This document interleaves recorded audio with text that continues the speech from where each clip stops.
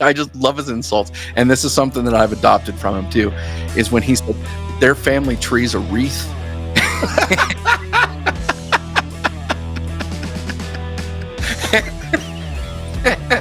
just I just lost it, dude. I was like, that's the greatest insult I've ever heard. Your family tree's a wreath. Now that's just a small taste of what's going on in this episode, and I'm re-listening to it because I'm trying to do this intro, and this is like the 15th take I've done, and this is what you're going to get from now, all right? So before we get into this episode, I got a bunch of stuff, obviously, I got to throw your way.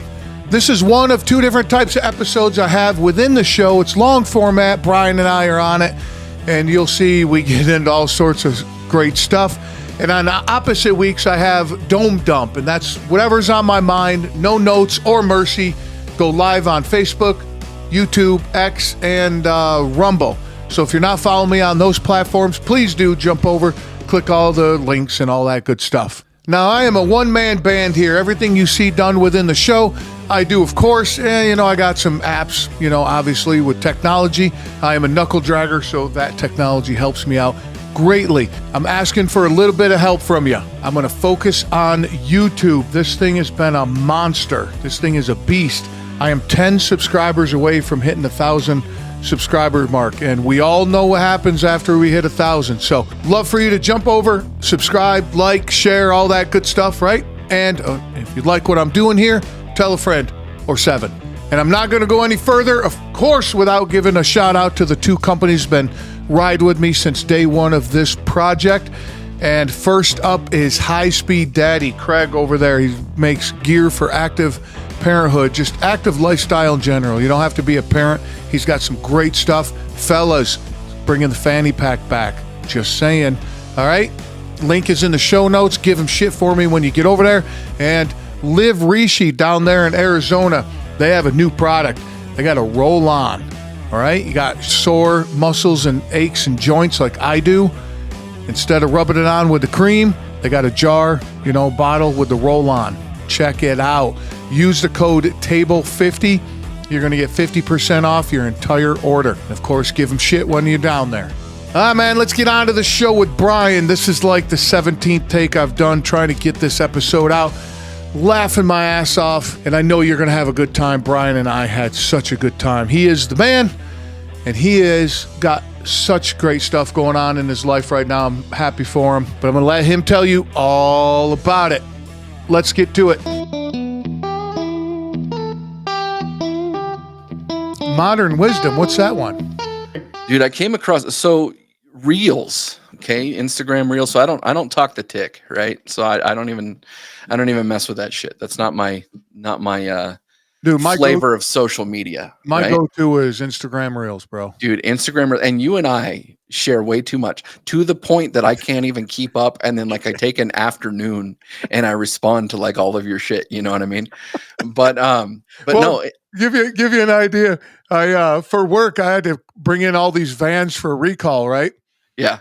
And each time I bring them into the shop, it's like 10 minutes. And I'm like, perfect time to catch up with all you motherfuckers with my reels, dude. It's like, you have 75 notifications. These motherfuckers, dude. Yeah. Dude, I do not have notifications on my phone for Instagram for that reason, because 100%. I'm in so many meme groups or real groups or whatever you want to call it, and it's so much. But I'll tell you what, when I come across some bangers, they go out to everybody, and I don't even care. You watch it, you don't watch it, I don't care. I sent it to you. I thought about you. You can react when you get time. Yeah, it's totally fine. But back to Modern Wisdom, I came across this reel, and it's this old cowboy guy, bearded guy, Oh, is that the guy up in Canada? I think so. Yeah, he does the cowboy school or whatever. He's like, now listen here, and he's got a really gruff voice. Yeah, and he I saw the reel on that, and he was talking about how schooling for kids, and then the traditional family system and stuff, and that sort of stuff appeals to me as I get older. You know what I mean? And so I I saw a couple clips of him and I was like, you know what, fuck it, let me download this episode. So I downloaded the episode, and sure enough, I listened to that one. Then right after that one, it linked up that same Modern Wisdom, but with Jocko Willink, and I was like, dude, Jocko's my guy. Like, I like Jocko a lot. I don't get to listen to his podcast all the time, kind of like with Sean Ryan. Like, some of the things, like, they don't really talk to me, so I don't turn them on. But Right. I'll tell you what, man, there's some banger of podcasts that are out there. Modern Wisdom just so happens to be my newest favorite. So that cowboy guy is the Modern Wisdom podcast? No, he was a guest. Oh, He was a okay. guest. So Okay. the host on that one, I think his name's like Chris Williamson or something like that. And I think he's a British guy. Oh, I know that dude. Oh, he's all over. He's all Chris. I think it's Williamson or I Williams love or some of the something. shit that dude comes up with. Yeah. Is incredible. Well, he's an MMA guy, I think. I think he's like he's not, I don't think he's professional, but I think he does jujitsu or something. So he's got the foundations in him, you know what I mean, to talk about some of that stuff. I know exactly who you're talking about now. Yeah. Yeah. And I'll tell you what, man, like that, I think before you hit the recording, we were talking about, that I was just into podcasts, and like Rogan, dude. I fell off of Rogan for quite a while, and he is back with a vengeance on his guests, dude. And I've completely fallen in love with Rogan again. The Modern Wisdom, Aaron, from I had to say, there's something about a guy who can just sit with a microphone on for 30 minutes or 45 minutes and just bitch and say everything that I'm thinking. And I'm just like, okay, I'm not alone. You know what I mean? No, 100%. Yeah. And I listen to Aaron, dude, that motherfucker. Dude, I get all wound up. I'll be in my truck like, yeah, see, exactly. Yeah, motherfucker. Yeah. And people are like looking at me in traffic. Well, but the other thing with him, God bless him, dude, the mono stuff. Yeah. I can go about 10, maybe 15 minutes and I start dropping off. For him to be on it like that for so long. And to be passionate. Like, the thing is like, he's just not reading from a script, like eventually I'm going to have to read from a script, and I'm going to be up there like Joe Biden going, and in credits. And then I'm like, fuck, I didn't mean to say that, but Aaron just gets on there and he just like lets loose. And some of the things he says, like every once in a while, I'll shoot him a text because I'm listening to his episode and I'm just like, dude, you said this, and I spit out my coffee and whatever else, and he's just like, sorry, and I'm like, no, really, like that's the best part of my day so far. I can pour another cup of coffee, it's totally fine.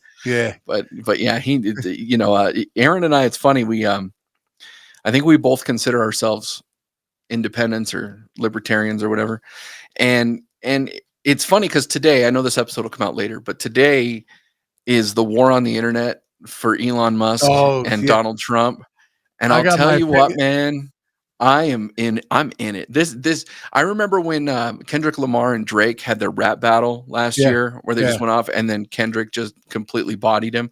And I was like, oh my gosh, like Drake sucks.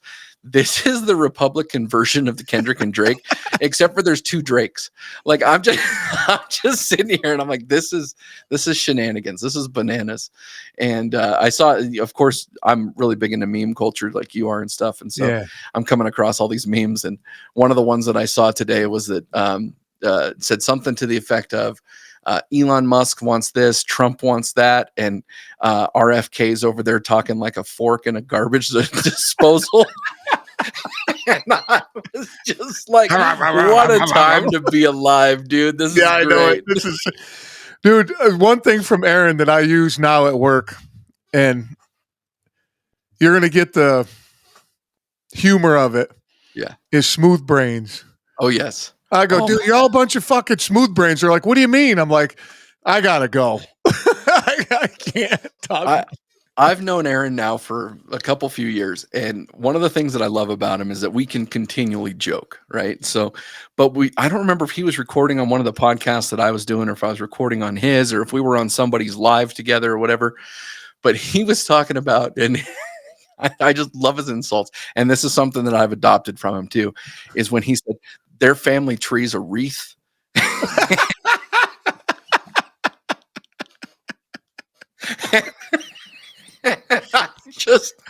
I just lost it, dude. I was like, that's the greatest insult I've ever heard. Your family tree's a wreath. Dude,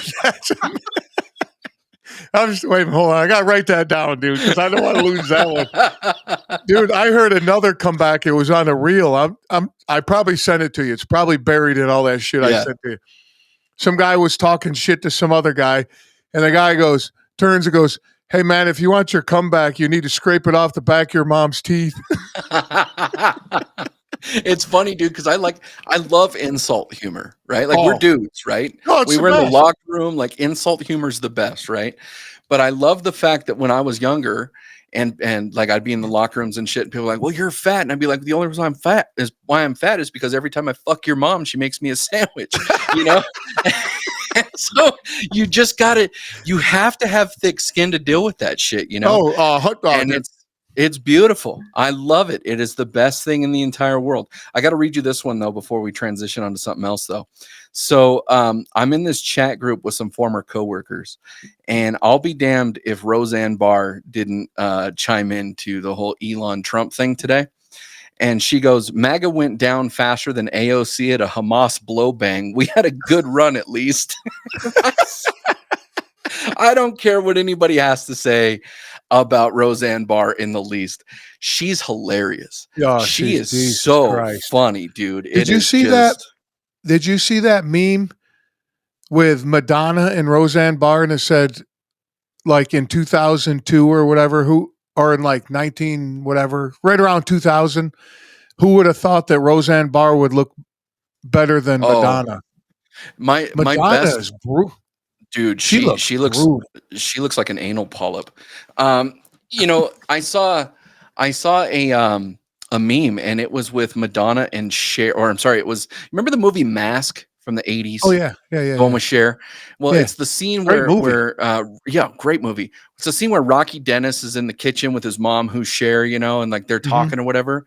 And this is right after right after Madonna got her plastic surgery, and it says, "Look, a new duet. Cher's going to sing a song with Madonna." I fucking lost it, dude. I was like, "Oh my god, this is the greatest thing since sliced bread." I love this. Dude, one of the greatest memes. I love it. It had Mickey Rourke and Axl Rose, and it says, "This looks like Yeah. a lesbian couple that lives in Sonoma with a gem. What do they call it? A crystal shop." The crystal shop. You know, I have a lesbian friend of mine, and I always give her shit, you know, because there's a lot to lesbian culture that I don't understand, right? Right. And so, On the second she, date, they need a U-Haul. yeah, I never knew that. Never knew Yeah. that. And so she says, I'm not a U-Haul lesbian. And I went, what are you talking Did about? A she say U-Haul that? lesbian? She did. And Oh so man. so she explained to me what a U-Haul lesbian was, right? And Hmm. so I was like, all right, cool, that's funny. So the other day I was talking with her, and she's getting ready to move in with her lady, or her lady's getting ready to move in with her or something. So she is And a U-Haul lesbian. yeah, and so I was giving her shit about the whole U-Haul lesbian thing. And we were talking about whatever, and I said, you know what I don't understand? I don't understand why it's called scissoring with women Mm. and not lip syncing. Lip smacking, right? Lip syncing. Lip syncing. What'd And she say? she fucking lost it. She's like, Uh, that's the best thing I've ever uh, heard. Like, I love people who you can talk to and joke with about that type of stuff, you know, because some people just get so offended. They're like, how dare you talk about my creed or my beliefs or my whatever? It's like, man, I don't care. Like, as long as you're a cool person, I don't care who you vote you know, for. I don't care who you're fucking. I don't care no. about any of that. That, as long as it's not a kid, don't fuck a kid. But Yeah, I was gonna everything say, as long as else, you're not fucking with kids, dude. yeah, What the hell difference does it make, it right? doesn't. And It and doesn't. the whole offended. Who was it? The Roosevelt lady, Eleanor Roosevelt, Yeah, was the first lady. quoted saying, "Nobody can offend you without your permission." Right. Yeah. You know, so Yeah. I told this story before a long time ago. I was at a poker table, and I know it's hard for you to believe, dude, but I was talking shit. No. So I know. But I sit down and I just fire right away. Right. Yeah. And a guy looks at me. He's right on I sit down and I'm just getting my chips ready. You know, you sit down and I got moved the table. And I look across the table and I make some fucking comment. And a guy goes, I feel offended by that. Dude, without even missing a beat, I didn't even look at him. I go, that's a you problem, not a me problem. And he starts yelling at me. And I go, oh, So you bring up a point that had nothing to do with you. Now you're offended, and now you're playing the victim. Get the fuck Yep. out of here, dude. Yep. I don't like victim culture because it feels like a dick measuring contest, and I'm Yeah. never going to win that. No. You know, I'm never going to win a dick You can, measuring contest. you Let's can, be honest, but I'm not going to win a a victimhood measurement either. So, dude, you when I know, was at the bar, front door at the bar, so everybody wants to fucking get in for free or get yeah, something, right? So they're yeah, always throwing shit at you, like literally throwing things at you. yeah. And they'd always say, "Whip it out." I'll take care of it right here, real quick. And I go, "See, that's the problem. I can't whip it out, but you can look in at it." Yeah, exactly. Exactly. I got a buddy of mine who's I don't he's told me what he's got before, but he's missing some teeth. He's got really bad gums and stuff, and he's kind of insecure about it and whatever. But of course, in dude culture, you take the thing that's the most insecure about your boy And and you run tease with him it. about it, right? Oh yeah. So we got another buddy. He's from Honduras, but we call him the Cuban.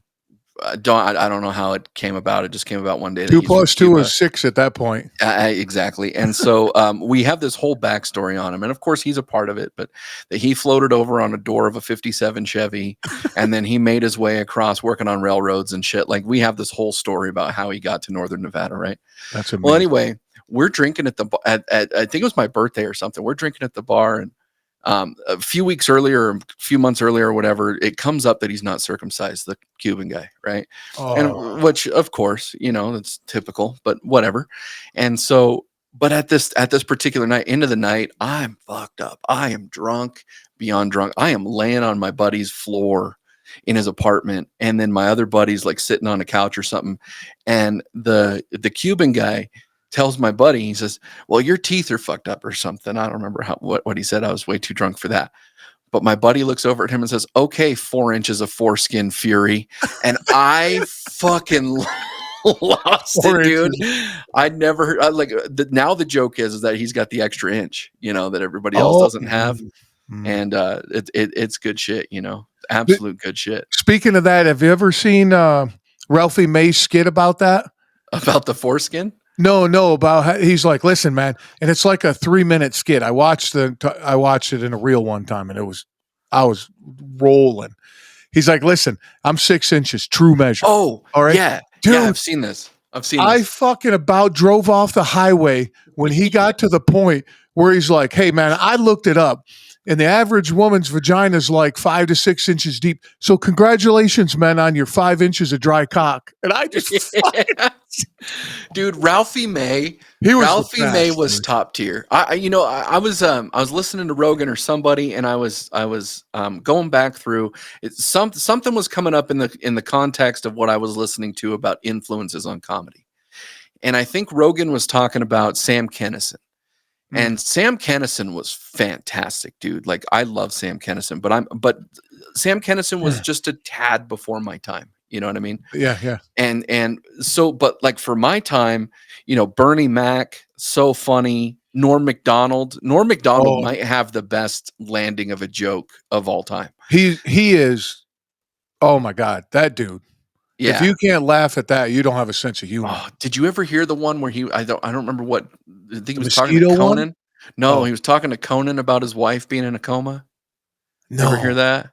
So no. he hops on Conan and he says, "Well, my wife's in a coma." And sure enough, Conan hops right into it. "Well, what do you mean?" He says, "Well, she was in a coma, and I walk in, and the doc says, 'Hey, we have a method to help her get out of the coma if you're interested.'" And he says, Doc, anything I can do, anything I can do." And he says, "Well, we've had some success with people going in and doing oral sex on a comatose patient, and they normally come out." And he says, "Well, Doc, I mean, if that's what you need, then that's what I'm here for." And so he goes in, and about 30 seconds later, he comes back and goes, Doc, I need your help. She's choking." Fucking Norm, man. He had the best delivery on his Oh, punchlines. I think it was, yeah, it was Norm. They said, "What's your best like worst joke?" Like, Oh, and I know who that was. That was the British dude. That oh, was that's right. That's Jimmy right. Carr. Jimmy That was Carr Jimmy Carr because with the Jimmy mosquitoes. What the fuck, dude? That he says that was the most offensive joke he's ever told at that time. I think he's probably told some more, but I love offensive jokes, dude. Like They're the best. comedy is supposed to be brash. The Yeah. thing is, and when we had you on at Bleach Bros, you met my buddy Jake, and one of the things that he had done in his past was stand-up comedy, and so he was kind of a connoisseur of it a little bit. And so some of the things that he told me about it was, the only way you're going to make a joke land is it has to be controversial in some manner, right? 100%. You can't just be like, hey, look, it's an orange fruit and make it funny. You have to like make it risque or make it provocative or do something with it.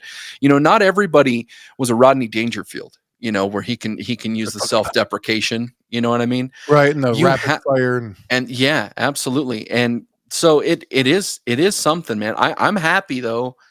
I think I'm happy. Let me just say that I'm happy with where we're at as a society because we've adopted comedy back into the norm. 100%. And Absolutely. if you look at where we were at between like 2016, 17 and 2021, maybe, Yeah. Nobody thought anything was funny. Everything was offensive, dude. And that was the hardest part. Well, I mean, just that was just a strange time, dude. Oh yeah. And now I agree with you with comedy. It's got to be George Carlin level. One of my favorite comedians is Rodney Carrington. Oh God, he's hilarious, dude.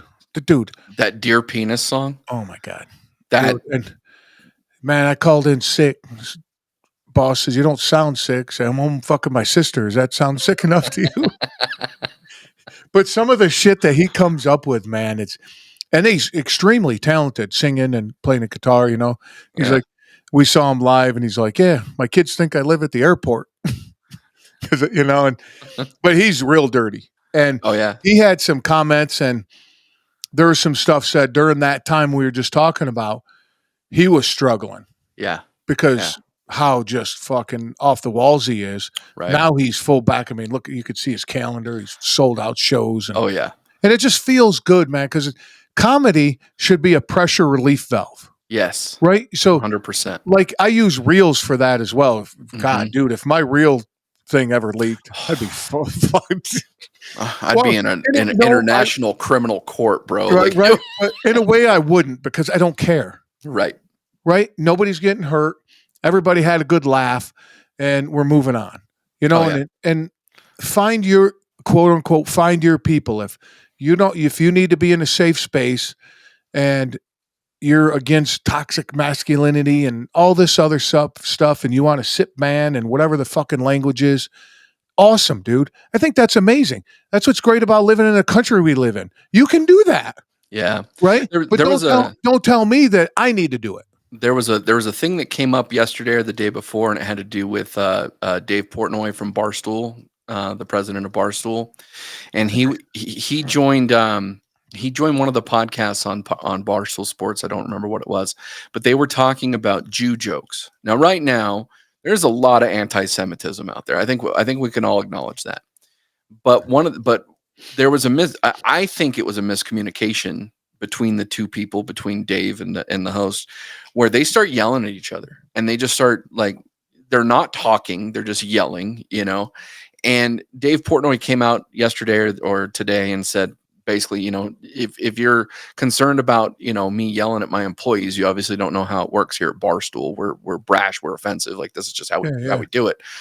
But I do think that was a great example of people's preferences or religion or other identifying factors of them getting involved in the way of comedy, because I think that there's really good comedy about topics that are not appropriate or not, maybe not appropriate. It's not the best term, but maybe not fuckwithable, right? So like if you were to talk about the war in Ukraine and talk about dead bodies and all this sort of stuff, on the surface, that's not funny, but there's a way that you can potentially make it funny through comedy. And it's how the delivery's done. It's how the joke's set up. And I think that, we're coming out of a time, I believe we're probably solidly out of it now, where we weren't able to joke about things. There was the Me Too movement. There was like all the Black Lives Matter. There was all this sort of stuff that you couldn't do. Now I can't scroll past a reel on Instagram that doesn't have the smoke alarm beep on it. You know what I mean? And I think it's the most hilarious thing in the entire world because I can't. I was just talking to a buddy of mine just a couple weeks ago. Okay, he's black, totally fine. And I swear to God, I heard his smoke alarm beep, and I went, Dude, did I just hear beep? Please tell me you manufactured that. And he's like, no, I got to change it. Are you fucking kidding me? Dude, so I listened to Andy Frisella, right? And they have yeah. Do you listen to him at all? Yeah, every once in a while, yeah. So he's got a section that I love. It's called Cruise the Internet. Okay. And they bring up current topics, right? Yeah. And they're fucking crazy off the rails, and it's amazing, right? Yeah. And a long time, not too long ago, remember that track lady, African American lady that hit her competitor on the back of the head with a baton or whatever? Yeah. Right? Yeah. So they play an audio clip of her, a video clip, and there is a beep in the background. And Andy Frisella's like starts laughing. He goes, "You fucking guys put that in there." They're like, "No, we didn't." And he looks at his audio guys and he's like, "You guys put that in there." He's like, "They're like, no, I didn't." He goes, "That's fucking real. There's a beep in the background." Dude, that's just, it's off the hook, dude. The one that I love, there's some dude like on an airplane. And it's like it's got like a faded background like yours, but you could tell he's it's manufactured, whatever, it don't matter. But it's like he's on an airplane and he's like relaxing, all of a sudden beep. He's like, "What the fuck?" On an airplane, dude. I think it was that one, but I saw something like that, but it had to do with a cruise ship from like Africa or something. I'm probably getting this wrong, and I'm not trying to offend anybody, but it was like there was a smoke alarm beep on there, and like the dude realized, oh shit, I'm on a slave ship.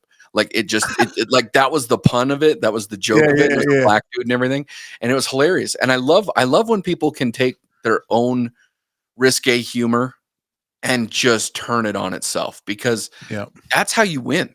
That's how you win right there. Yeah. And that's it, dude. Like it's like that, going back to that joke you would make, somebody'd say something about your weight and you'd throw it right back at them about, the mother joke. Oh yeah. Come on, dude. That's just fun, dude. You're not going to say anything to me 100% of the time. I'm going to throw it right back at you anyway. Like, here's the thing, dude. When it comes to humor and comedy and whatever, like anybody who takes jabs at me and whatever, I don't care, because it's not going to lose an inch off my dick, right?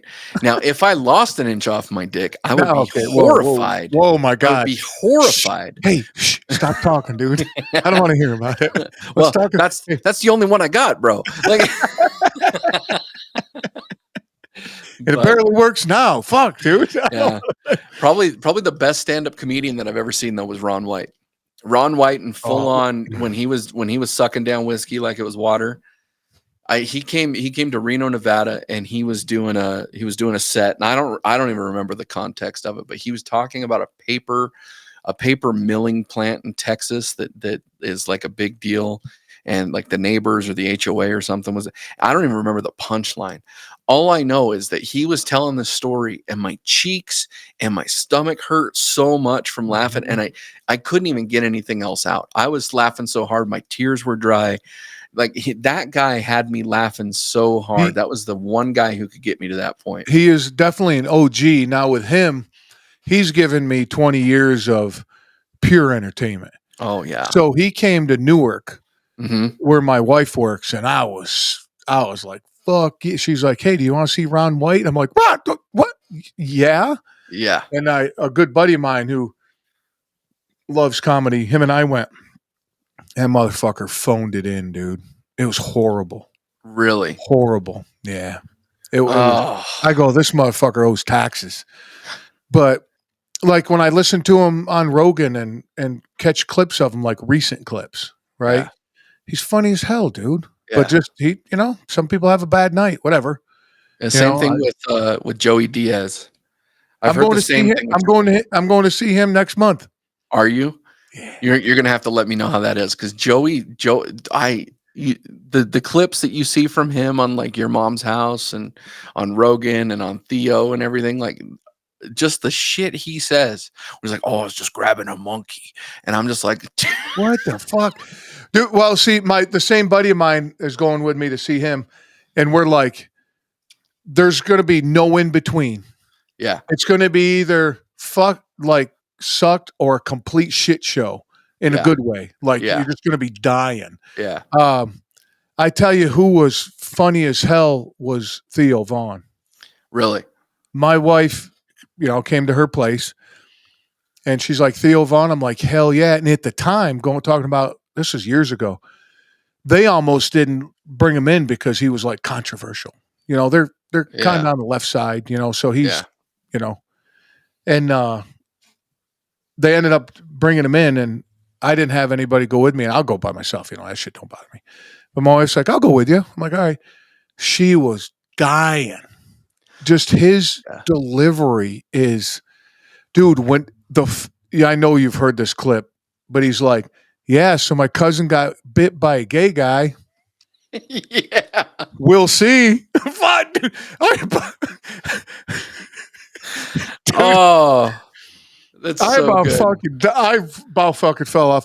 Dude, you want to know, speaking of that, uh, Larry the Cable Guy. Oh my Have god. you ever seen him Yeah. outside of he is raunchy, dude. Oh yeah. He's brutal, Oh yeah. right? I Yeah. didn't know this.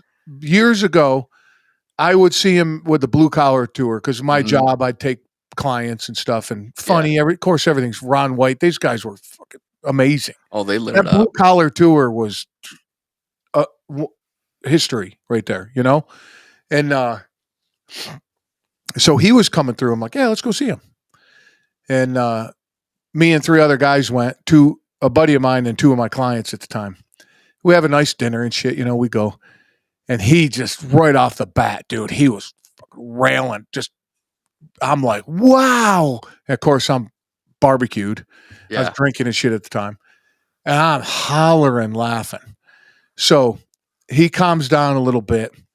And I'm just sitting back, trying to catch my breath. Like you said, my neck hurts. Oh yeah. My chest hurts. I'm just, fuck, I can't breathe. I'm like, all right. And he goes, yeah, and this other city I went to, Chicago or something.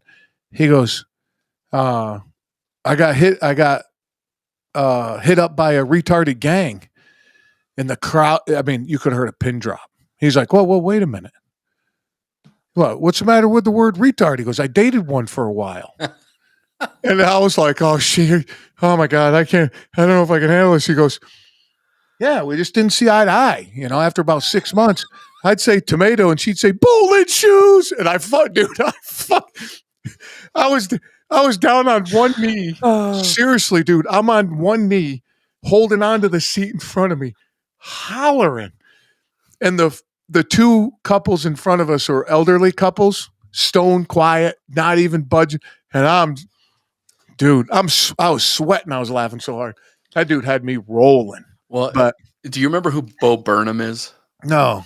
Okay, so Bo Burnham came out in like the mid to or early to mid 2000s, and he was a shock comedian kind of guy, almost like an Anthony Jeselnik, but he would do a lot more with music. Oh, And okay. he did this song about the perfect woman, Oh shit. and it was Helen Keller.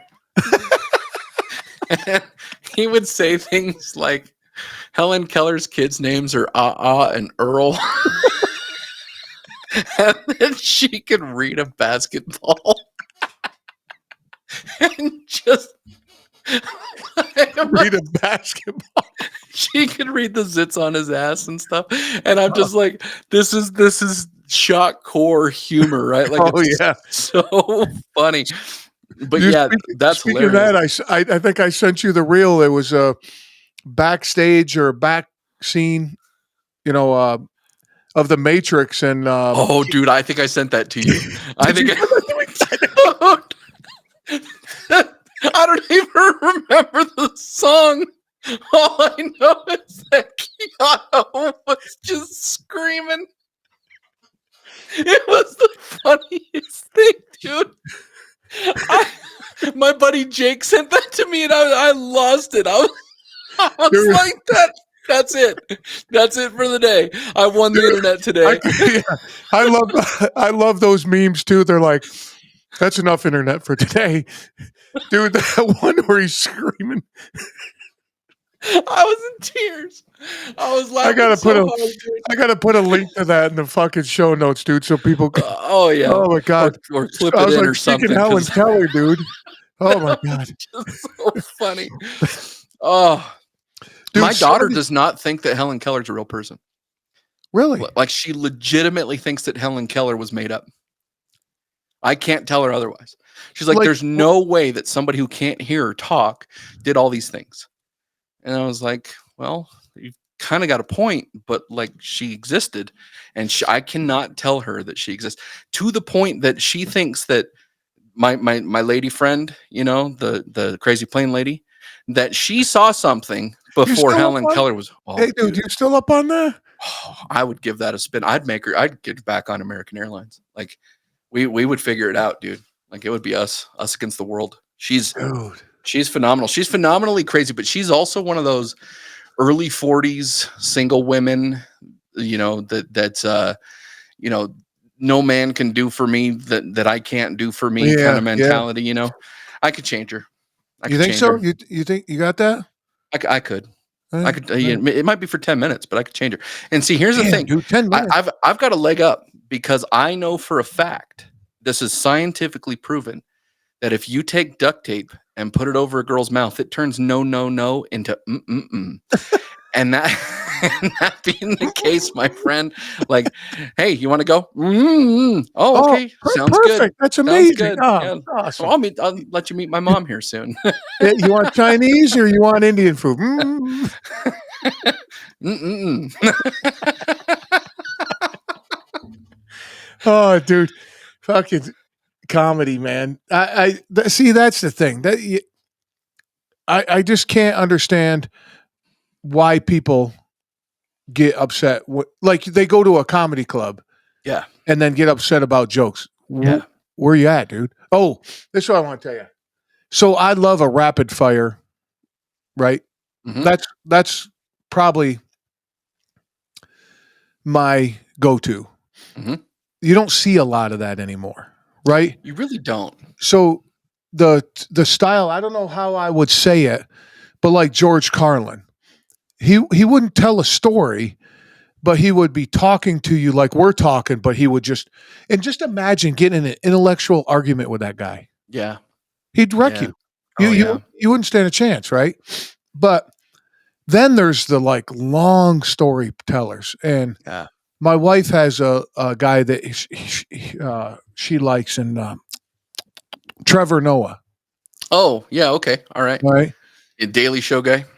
I don't think he's a comedian. I think he's an entertaining public speaker. Yes. So we went to see him. I fell asleep twice, but the thing is, his stories are like his overall story is phenomenal, like where he Yeah. came from and stuff Yeah. like that. That you can't knock a guy for that. But like he'll be telling a story for 3-4 minutes, and then there's one punchline, Hmm. and you go, "Oh shit! All right, that's cool. All right, now I got to wait another 5 minutes before a punchline." And that to me, that's a entertainer or a public speaker. That's not a comedian. Jamie Foxx had a Netflix special that came out Where he last threw year. what's his name under the bus? Who Didn't he throw somebody under the bus? Did he? Diddy? Was it Diddy? I think he threw Diddy under the I didn't bus. see it, so let's say not. But he or Will Smith, one of the two. Anyway, he had, but he was he was super thankful about everybody, his fans and whatever, supporting him through his health crisis and all that sort of stuff. He had a stroke, right? Yeah, as far as I know, it was a stroke, but it was more storytelling. And I'm with you. Like, one of the greatest bits ever, and I can't remember the guy's name, but if you ever saw Zach and Mary make a porno, he's the black guy No, with the afro. no. I don't remember his name off the top of my head. Hot Tub Time Machine. Yeah, I've seen that. That was actually He's the black guy with the wife trouble. like Oh his wife's shit. cheating Okay. on him or Yep. whatever. Yep. I know what And that's so actually a fun movie. yeah, it's a great movie. But he does this bit where he's at a piano and he's playing "If You're Happy and You Know It." Have you seen Yeah. that? Yeah. So he Yeah. does the "If You're Happy and You Know It," clap your hands, and the audience claps, and then "If You're Happy, You Know It," clap your hands, so the audience claps, and then he does "If You're Happy and You Know It," blah blah blah blah, right? But then he goes into the second one, and he's not singing; he's just playing the piano. And so it's "If You're Happy and You Know It," and you know the song, like we're all programmed with the song, right? So the next bit is you stomp your feet, but the crowd just claps again. He's like, "You stomp your feet, you motherfuckers!" and, and there's something about the surprise comedy of that that's so funny, man. Like I get a kick out of things like that. That things that are not supposed to be funny, that Mhm. have an aura of shock value, if you will, or like catch you off guard. Right. Those things are hilarious to me. Those Yeah, that's those are awesome. like those are the best. Like if you can get me going down one road and all of a sudden you broadside me with something else, like Yeah. that's the best kind of comedy Oh, in my absolutely. opinion. Oh, absolutely. And uh, what's his name? Chappelle. Oh God, Dude, I Chappelle's mean a that's genius. dude, I gotta tell you, that I don't know what special it was, but he's like, how I come up with jokes, I got a jar of phrases in my house and I pick one out and I gotta come up with a joke about it or something, right? He goes, the other day I picked one out and was like, kick her in the pussy. He's like, oh, whatever. Dude, he went through his whole fucking skit and you completely forget about what he did. And then he's like, I don't know what I was going to do with this bitch. So I kicked her in the pussy. Have a good night, everybody. And I was just like, fucking, just brilliant, dude. Yeah, Dude, did you ever see all the old shows that he did? the Chappelle show. Yeah. Was it Or where he are was you like, talking about on the ones that were on Comedy Central back in the day? I thought it was Spike or something, but yeah, Or but, yeah, the skits, like all oh the my God, skits. dude. Dude, the one where he's the voice of the KKK or whatever. Oh my Like, have you God. ever seen that? I don't even remember the guy's name, like the character's name. And then he realizes she's Uh-huh. white. And And he ends up divorcing his wife. And I can't repeat the words, obviously, but the the style of comedy on that is so funny. And what's funny is that that's almost prophetic because you look at Kanye now, and like that's exactly who Kanye West is. Like this guy's dressing up in hoods, and his song is "Hail Hitler," and I'm just, what is going on, oh, did dude? you Like, see he changed it? yeah, after his Kardashian kids called him or something. Like, Hallelujah or something? I He don't changed the name of the know. song. He changed the words to the song. Oh, I didn't even see that. Yeah, I was listening to Protect Our Parks, dude. That's the newest episode out. Yeah, Which those things are fucking phenomenal, man. those are so good. Dude, if you can't be entertained during a Protect Our Parks episode, there's something wrong with you. But You know what the uh, problem is with that song though, the whole Hail Hitler song, huh, is if you take the lyrics out, like you don't even know what the lyrics are, like you've never heard the lyrics, the song's a fucking banger. banger. Yeah, Like it's a legit song. You know what I mean? Like, the guy that I listened to for Sella, his co-host DJ, he's like, this song is killer. If you listen to the beat and stuff, he goes, it's amazing. It's a great song. yeah, But he goes, the words are a little, yeah, you got. yeah. But they were talking about songs that like really mean different. Like people love the song. And a song I got thinking about. They said, what was the one? It was an old doo-wop song back in the day. I have to think about it, but it's about finding booty. Like they had to Mm. change the name from something bootied and they made it something else. And I heard that the electric slide is about using a vibrator. Oh, that Listen to makes the sense. listen to the words, dude. Yeah, I'll have to do that. I was what's funny is you bring this up. I was actually at well, it's, you ever been to Banana Ball? You know what Banana Ball is? Savannah No, Bananas. You ever hear of the Savannah Bananas? no. So the thing that I can relate them to, and it's not the same, but the thing that I can relate them to most is like the Harlem Globetrotters for baseball, right? So Oh, yeah, somebody you've else brought that up to me. I you've can't got the remember. Savannah Bananas, you've got the Party Animals, the Texas Tailgaters, and then there's another team. But they have Banana Ball, and basically everything's scripted. But they're playing baseball, they're dancing, they're getting the crowd involved. It's a fucking blast, right? But I was at the Party Animals versus the Texas Tailgaters this week or this last weekend with a lady friend of mine, and we were having a good time, and they played "Whoop There It Is," and I said, "You know what Oh, this song means, right?" And she's like, "No," and I said, "Well, at Tag Team, they were DJs at whatever the strip club was in Atlanta, and anytime the stripper would drop her panties, they would all yell out, "Whoop, whoop, there it there is," it talking is. about her pussy, Yeah. right? And so that's where the song came from. That's the meaning behind the song Oh, see, now is "Whoop, there it is." I won't And ever be able to listen to that the same again. but it's songs like that, dude. Like I watched Dangerous Minds years ago with Michelle Pfeiffer. You remember that Oh, movie what that a came great out? mo that's a good movie too. And they were doing the Dylan Dylan contest in there, Mhm, Bob mhm. Dylan and Dylan Thomas. And I remember they were doing Hey Mr. Tambourine Man, like it was about a drug dealer, you know. So Hey Mr. Tambourine Man, play a song for me, like I need some drugs. I'm not sleepy, Oh, but I heard there is a way. I forget what the lyrics are, but Tambourine Man, I'm shaky, I'm coming down, yeah, and I need some more stuff. You know, yeah. you're the tambourine. You play a song for me. You're my dealer. I need some stuff. Yeah, I So. heard that years ago that's what that was about, Mhm.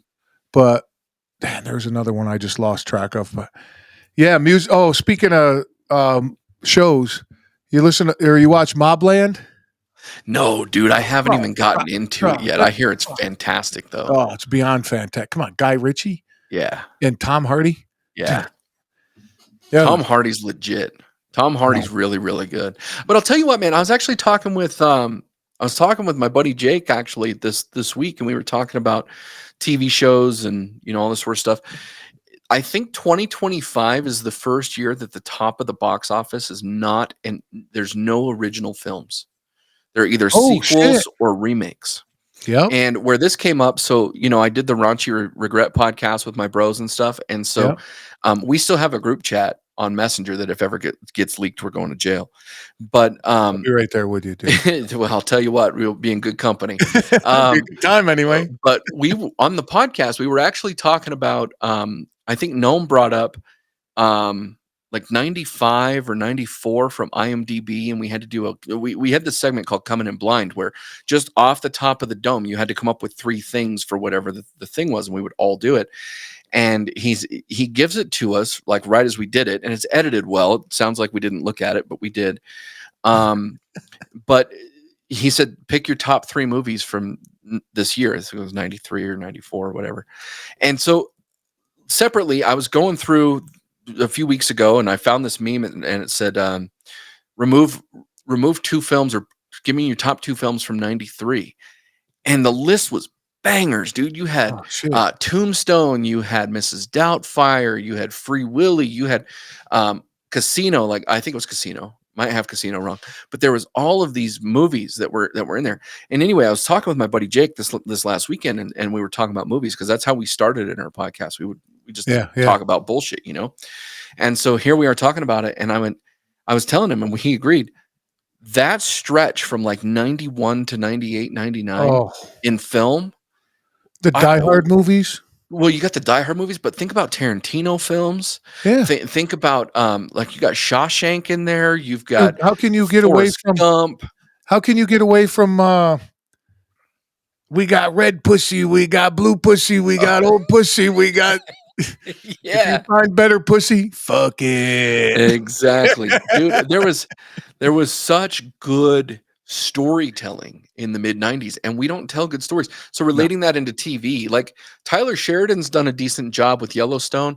I was pretty disappointed with how Yellowstone ended. I liked Yeah. 1923. It was okay. I loved 1883. 18, 1883. that was phenomenal, dude. That was balls deep. I Yeah. love that one.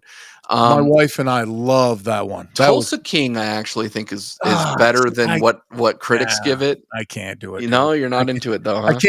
can't get away from him, dude. Hey, hey, Oh yeah. nah, I just uh, what was the other one out there? Oh, Was it? just Mayor of Kingstown? I've never watched it. Oh, dude, what I've is never watched it. I don't watch nearly as much TV, but I'll tell good? you what. Oh, good for you, first of all. Yeah, but I'll tell you what. Where I was going with this whole conversation before is that I watch more YouTube than anything else now. Yeah, Like, me there's too. so much original content on there, Uh-huh. like from people's vlogs that are entertaining and done very well to was it Bright Insight that has all the shit on like all the ancient stuff, and Mhm. it's that's where it's powerful to me. Like, I love that shit. Well, so I did a show about it a long time ago because it give you the background because it's going to go like what you were talking about movies. The same thing with music, Yeah. right?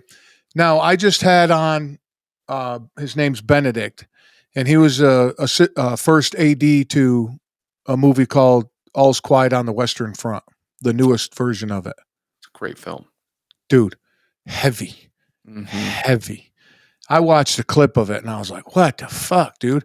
So in talking to him, they didn't have a budget for CGI, right? So everything on there is real. Really? The bombs are real, the buildings are real, the dirt and mud is real, the guy's costume's real, the guns are real. And he's like, we had to all the weaponry, there's no ammunition for it because World War One. So Yeah. we had to make all the ammunition. Okay, so this Yeah. scene is going to be X amount long. We need X amount of ammunition, all this shit. And I got thinking about it, bringing it around with that and music. I get in an old U-Haul, not an old U-Haul truck, but I move U-Haul trucks around as part of my job. And there's no Bluetooth or anything with the radio, Oh yeah. Yeah. right? So I just flip on the radio and find the local station, just put it on scan. And when I hear like 80s music and 90s music, like there's something about it that gets in your soul, right? You start tapping you're tapping the steering wheel, you're tapping your foot, and it just feels good, right?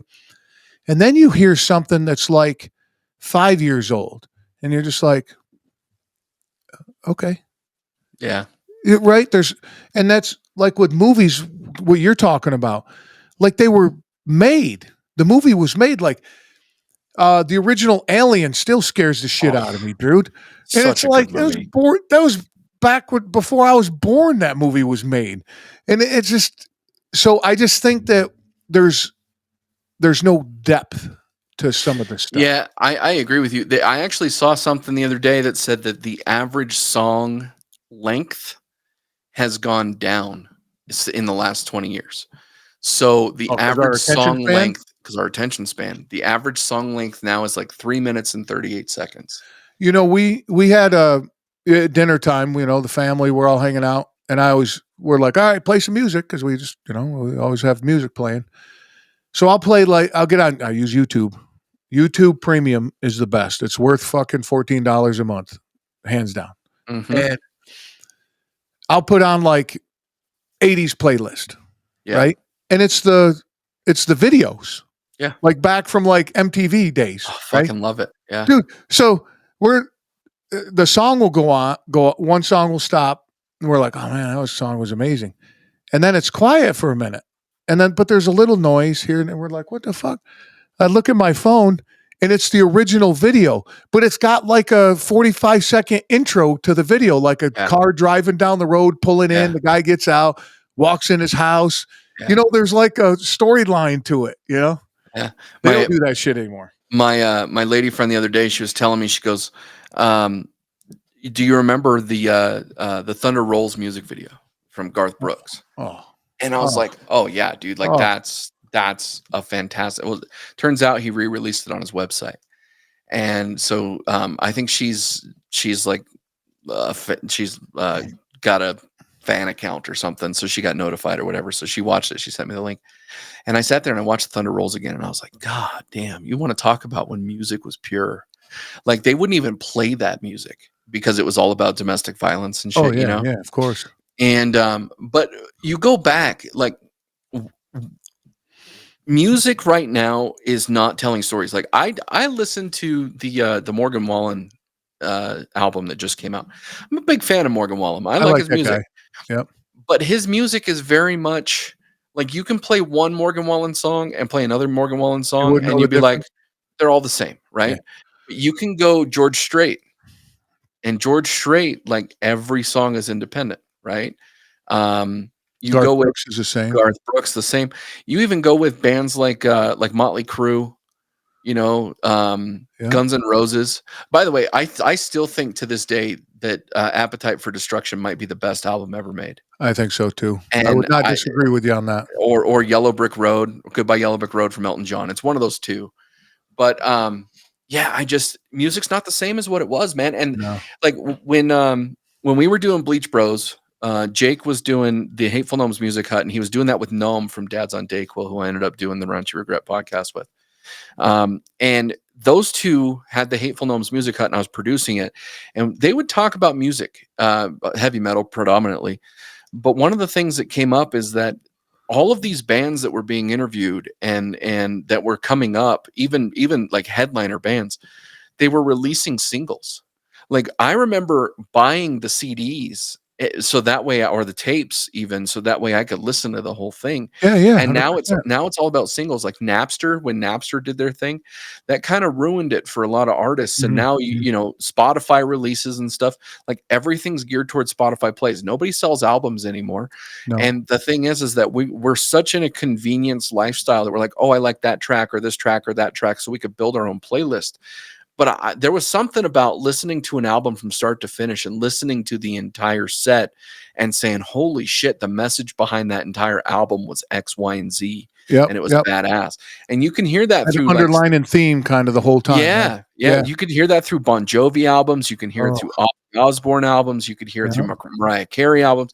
Like it was all Shit, over the even place. Metallica albums back in the Yeah. day. Well, Yeah. the one that so I'm a big hip hop fan, and the one that did it recently, and I say recently, it's within the last couple of years, that I really love was Eminem's the Death of Slim Shady.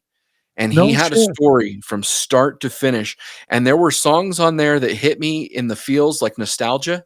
There were Yeah. songs on there that like I was busting up laughing because it was just funny. There were Mhm. songs on there that made me cry. That's I awesome. shit you not, made Yeah, me but that cry, bro. and that the point of an artist, right? Yes. Is to get you on this emotional roller coaster ride, Yes. right? Yeah. So you I mean, EKG, if it's flat, what good is that? So you want your Exactly. up and down, right? Yep. My brother, when he was talking to me, he don't talk to me anymore because who I voted for. Oh. But he sent me a box set because I have a record player. Looks like an antique. I Mhm. love, dude, something about a record where Oh, the you have to scratch, the the little scratch, of course.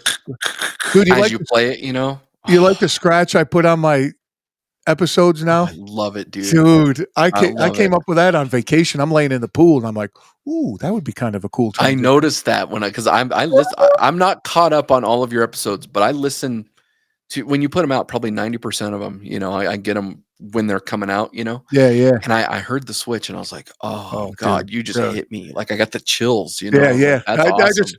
so I appreciate that, dude, but, uh oh, so I got this years ago. I got this antique looking record player, but of course, it's got Bluetooth in it. It's Mhm. got a CD player in it. But on the backside, dude, it's got a cassette deck. Really? Yeah. Oh, wow. So my brother sends me a box set of Garth Brooks because he Oh, knows that I'm a huge. It's got like 10 CDs in it, dude, yeah. all his shit, right? And then he sends me a cassette tape of Alan Jackson. Oh, love And Alan. I've been a country where, I'm a huge country fan. Dude, but listening to these CDs, like you said, when I got them on there, I'm like, yeah, yeah. Oh, man. That bitch tore my heart out too. Yeah. When you cry and then you Yeah. laugh and it's like the CD's over and you're like, oh, God damn, I'm kind of tired. You Yeah. kind of whooped my ass, dude. And just when you don't get the same when you play it on your phone through a Bluetooth for some reason. No, you don't. I don't know. You And then don't. the tape's even better because you stick the tape in and it goes, and then the music starts and you're like, how fucking cool is that, The dude? worst part about a cassette tape, and the same thing for VHS, is you had to rewind it, right? Like that was the No, worst see, part. dude, you got to listen to the whole side, flip it over and listen to the whole side. In a perfect world, you're absolutely right. But But no, you're like, that was a good song. yeah. Zzz. Well, I remember listening to In the Air. Was it In the Air Tonight? Damn, No, with it Phil wasn't. No, Collins. it was Genesis, but it wasn't. It wasn't In the Air Tonight, but it was a Genesis song. Um, shit, I don't even remember what it was, but I remember listening to that song, and then I rewind it, and I'd listen to the song, and I rewind it, and all that, and I wore the tape out. I did that. Like Yeah. I can't tell you how many times I did that with a tape. You know, the only damage I've really done to a CD is just get it scratched at some point. But Yeah. you know, with streaming and everything now, I go back and I will listen to albums like the Black Album from Metallica. You Oh start yeah. that and you finish it. There's no skip or shuffle or anything. You just start it and you finish it. And Mhm. there was a big story to tell on music that I love. And already told you about the death of Slim Shady, but the Jelly Roll album, his most recent Oh, one, dude. Witset Chapel. I think it was Witset Chapel or something like that. Um, oh my God, dude, he nailed it. He nailed it. I The whole loved album, or are you talking about a certain song? no the whole album, just the storytelling from start to Yeah. finish. Yeah. Yeah. And I actually went and saw Jelly Roll a month No, ago, I no guess. shit. Saw How was that, dude? Jelly Roll and Post Malone in Vegas at Raiders Stadium. And I'll tell you what, the music was fantastic for both of them. For both of them, the problem is that it's not a good venue, in a sense where Mm. it's a dome, and so the music echoes and you get a lot of reverb and stuff. So they'd be on the mic talking about whatever, and Yeah. you don't Yeah. know what they're Yeah. saying. So you're just like, yeah. You're But just the screaming. music was fantastic, and I'll tell you what, Jelly Roll puts on a great show. Felt like I went to church, buddy. Oh I no sat shit. there. That like a preacher. Oh man, he's got that Southern Baptist like Oh style yeah. of presentation and I stuff. would I would come if he came around here. I'd go see him. Oh, Uh, he's great. Unpretty, Yeah. the song "Unpretty." Hmm. That could be my autobiography, dude. Yeah, Oh my that's a good one, man. Like dude. Jelly Roll's a legit human. I was actually, like I said, I was talking to my lady friend recently, and his wife, like I don't know much about her. Okay, I understand she was like a sex worker or something. I don't care. None of that matters to me. No, that shit don't. But I saw that she came to his defense. Okay, like I don't know when this is coming out, but we're in Men's Mental Health Month right now. This is June. Yep. And one of the things that I saw was this bunny chick, the Jelly Roll's wife. Bill Maher had made a comment and said, you know, Americans are just becoming Jelly Roll. They're just sloppy and fat people. And so she ended up just clapping back at him on social media. And Good for her. the way she defended her man was the hottest thing I've ever seen this decade. Like That's I don't care awesome. about her looks. I don't care about her past. I don't I don't even care know if about she any of looked. that sort of I stuff. don't. I don't know. I didn't even think he was married. She looks like she was plastic put together. But the point is that the way that she defended that man was the most beautiful thing that I've seen in a long time. That's awesome. That's awesome. It was awesome. And so just going back to Men's Mental Health Month, like that's a big thing for me. A lot of people think that this month is Pride Month and good for them. But for me, it's Men's Mental Health Month, and Right there with you, dude. that's why I'm all about that. This month I take extra care, reach out to people, make sure that they're good, because I'd rather feel their tears on my shoulder than their casket on my Casket. shoulder. Yeah, You know? yeah. Well, was it tears on your cheek and then casket on your shoulder? Yeah. Yeah, that. Yeah. Yeah, because of men. Like I'm blessed, right? My wife looks out for me, and she doesn't let me get away with anything, right? She digs Mhm. right in and doesn't let me swallow it and eat it, which I did for a long time, right? And I know that what's the saying? I know you've heard it. A lot of men live a quiet life of desperation. Yep. And Yep. it's like, you got to do something to lift yourself out of that. And Yeah. every man's journey is his own. Yep. Like I can't tell you what to do, but you don't white knuckle it. Whatever No. you do, don't white knuckle it. You know damn well you got a brother out there somewhere. And You that got a was buddy, but the other thing is though, guys have to be a little more receptive if a buddy comes to you like generally hurting. Like we got talking just so in the yeah. beginning of this episode, I'll fucking tear you apart, dude. Yeah. That's not even a question, Yeah. right? But we have to get better as men, recognizing that if a buddy reaches out and says, "Hey, man, I'm hurting," Yeah. not to be like, "Oh, you big bitch, fuck you, dude, just grow a pair." I'll end it No, that we way. got to. I'll end it that way. Oh yeah, oh yeah, But initially it's, hey man, tell me what's going on. yeah, And if they're a drinker, let's crack a beer. If they're not a drinker, let's crack a water. Let's figure out what's going on. Let's have this little bottle of Pepsi, whatever it is, and let's figure it out. And I've noticed as I've gotten older and more mature, not to say that I'm mature, but as I've gotten older, damn it, dude, you stole my thunder. as I've gotten older, I've learned to listen more rather than talk. And this podcast journey has allowed me to do that too. And I don't podcast anymore right now. But when I was Whoa, doing whoa, whoa, whoa! Right well, now, we'll whoa, see. whoa, whoa. Never say Okay, all never. right. But when I was doing Unfiltered, I had a great opportunity to talk to a lot of wonderful people.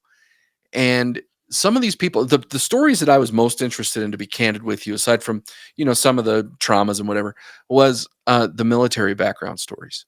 Yeah, Like I love listening to people who served and getting their perspective on coming back and exiting the military and things like that. And I noticed a wide array of stuff. All of them had something, right? But to what level of something were they dealing with? And it's hard to create monsters and then make them gentlemen. And so that being the case, like I always listen to my boys. Like if my buddies, if they have something that's going on and it's legit and they're tore up about it, last thing I'm going to do is tear them down. yeah, But yeah, of course. after we're done, I'm going to tear them down, but then I'm going to slap them on their ass and tell them I'll help build you back up, Yeah, yeah, no, 100%. Yeah, and I think because I've run into this to where you feel you don't have anywhere to go. Hmm. Like, what are you going to do? And on this show, people have told me, guys have told me that they want to talk. They can't talk to their quote unquote brothers, right? And they can't talk to their significant other. And Hmm. again, this is where I'm blessed. I can go to my wife about anything, and she's not going to turn it around on me. Yeah. And the common denominator I see talking to people is that they'll say, "Hey, baby, listen, this is what's going on with me, and this, that, and the other." And then 2 weeks later, they're fighting, and she throws it back at them. The worst. The Yeah, and worst. so they just tighten right back up, like nothing, And I'm never saying anything to you again, and ooh, and then you die of a heart attack at 40 because you stuffed it all in. I think Chris Rock has a bit, speaking, going back to comedy, that nobody cares. I don't remember what it is, but something like nobody cares what a man goes through, Oh, but a man is sole purpose is like making a woman happy. And whatever the context of it was very one-sided. It wasn't like a benefit for men. what was it? There's only two things that are loved unconditionally: That's what it a is. kid and a And dog. yeah, a woman and a dog, I think is what it was. Was it a woman? I think it's Okay, a woman and a dog. yeah. Either way, I had No, shared and that. just to add to that, he said again, two things: unconditional, woman and a dog, and a man's love depends on his value. I think Correct. that's what he Yeah, added, right? there was something or his worth to the circumstance. Right. I'm butchering the quote, So but am I. But the we get the the the point. point the point's there. But I remember sharing that a handful of years ago on social media, and I had probably 7 or 8 women attacking me for No shit. sharing that because they're like, "There's no way that women are this and blah blah blah blah blah," and men, and I'm just like, that you're proving the point. You're Oh, proving the point is what you're doing. yeah. And I lost Facebook friends on it and whatever. And I don't care. Like No, I'm not on this world to please people. no, Like no. that is not my purpose. But if I can speak some truth, oh, and I got to circle back to that too. But if I can speak some truth into a circumstance, or I can share some truth into a circumstance, then I don't care what the truth does to you because it's the truth, right? Mhm. But I got to rant for a second. There's a new saying that's out there. It says, "Well, I'm going to speak my truth." Right? I'm sure you've heard that. My truth. This is my truth. Every time I hear somebody say, "I'm speaking my truth," you're a fucking liar, Yep. because there is no my truth or your truth. There's the truth. The truth. And when you speak the truth, nobody questions it. And if You they don't do have question it, it can be proven. Yeah, and Like, you don't have to announce it. I'm nor do going to you tell have you to the defend it. Like, oh, and so oh, when you say my truth, well, all you're doing is you're taking ownership of a circumstance that's debatable. Like, stop saying my truth mhm. and start saying it's the truth, or True. here's my perspective. Say my perspective. Fine. This is what Nobody's I going to think. tell you Okay, about your cool. perspective. Yeah, It's like, this is what I think of the situation. yeah, Okay, s- cool. yeah, What's speaking of the truth, I love the saying, and I think I have it right. Um, you don't have to defend the truth. mm-mm, Set it free like a lion, and it'll defend itself. yeah. That's the thing, dude. Just Like, and there I there try are to. things that are proven true that, you like, we haven't touched a whole lot on politics here, but one of the things that we can show is going on in the political spectrum right now is how things were good or bad. Take COVID, right? There were legitimate things that took place during COVID that were bad, but we were being told was the truth Mhm. by authorities, right? Yeah, Or we right. were being told was valuable by authorities. And I one of the things, like, you were talking about t-shirt ideas a while back, Yeah, and I think I sent you a couple dumb things, and I don't even know if you went with them or whatever. But the one thing that I love, the one saying that I love, you can make a t-shirt out of, sell a million of them. I don't care. Be skeptical yeah, in every situation. Be absolutely. skeptical, Yeah, because you're going to prove it or you're not going to prove it. But your skepticism is going to be phenomenal. yeah. You might not prove it, but through the process of you going through your skepticism, you're going to Hmm. learn a whole bunch of new stuff. Exactly. And I don't use the word skepticism. I just use personal responsibility. Yeah. Have a little Yeah. bit of personal responsibility. Somebody comes to you and says, the car outside is red. All right. Well, let me go look. What, you don't believe me? Well, well, no, I want to see for myself. Well, no, you have to believe me. No, no, I don't.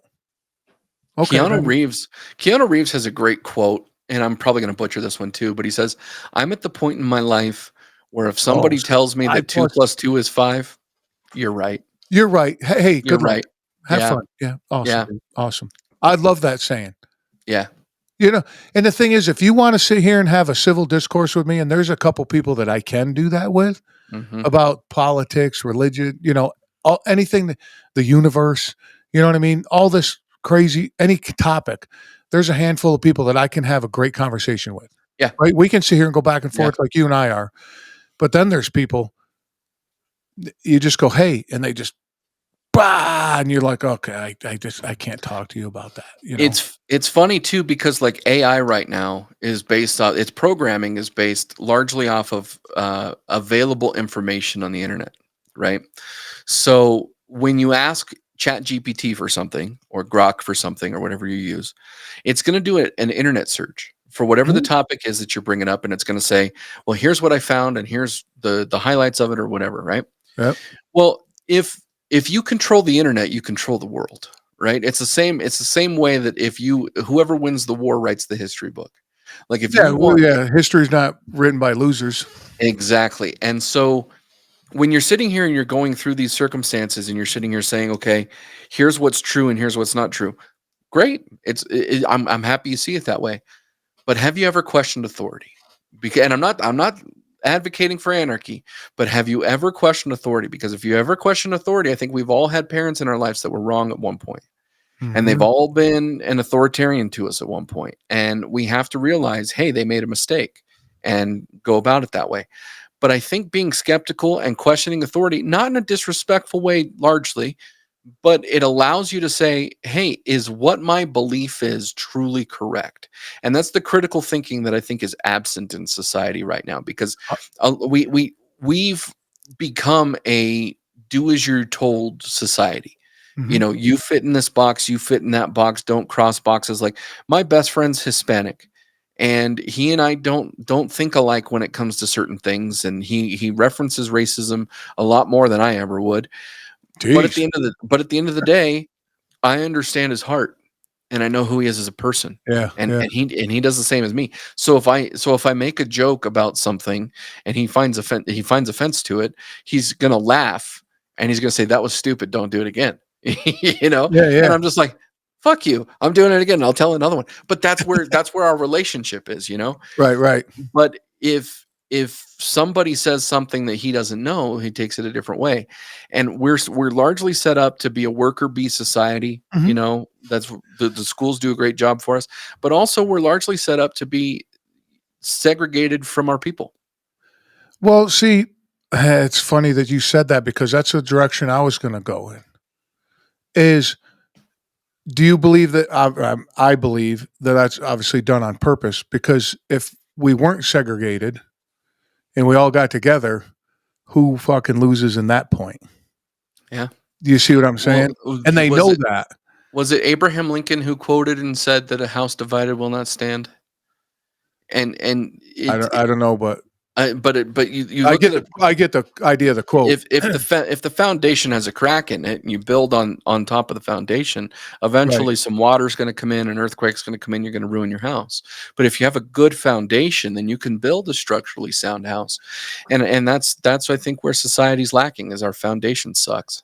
No, well, see, let me give you a different perspective on that. I think the foundation as let's as a reference point, let's say the Constitution Mhm. Mhm. is rock solid.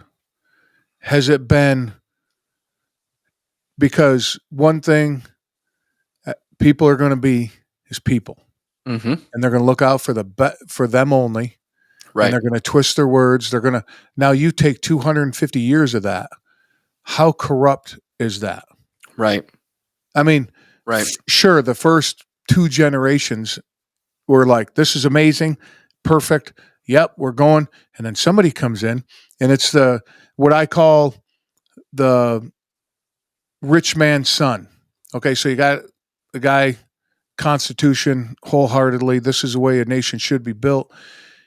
Got a spoiled, rotten son coming up. Hadn't had to work for anything. Didn't sacrifice anything. Right. Right? Gets it all handed to him.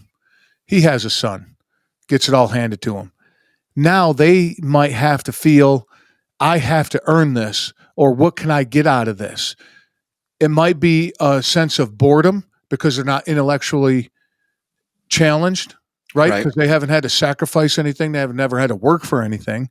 So now they're like, hey, if we do this, this will come our way and nobody will ever know it. And everybody goes, ooh, hey, man, we'll make some more money on that. And then you multiply that generation. Now it's 250 years later, and you got people in government that are 85 years old. The fuck do you know about anything? Yeah, these octogenarians need to get out of office.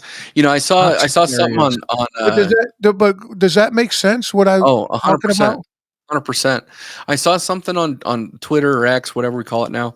I don't remember who shared it, but I think I retweeted it, and it said, "We're taxed on the money we make.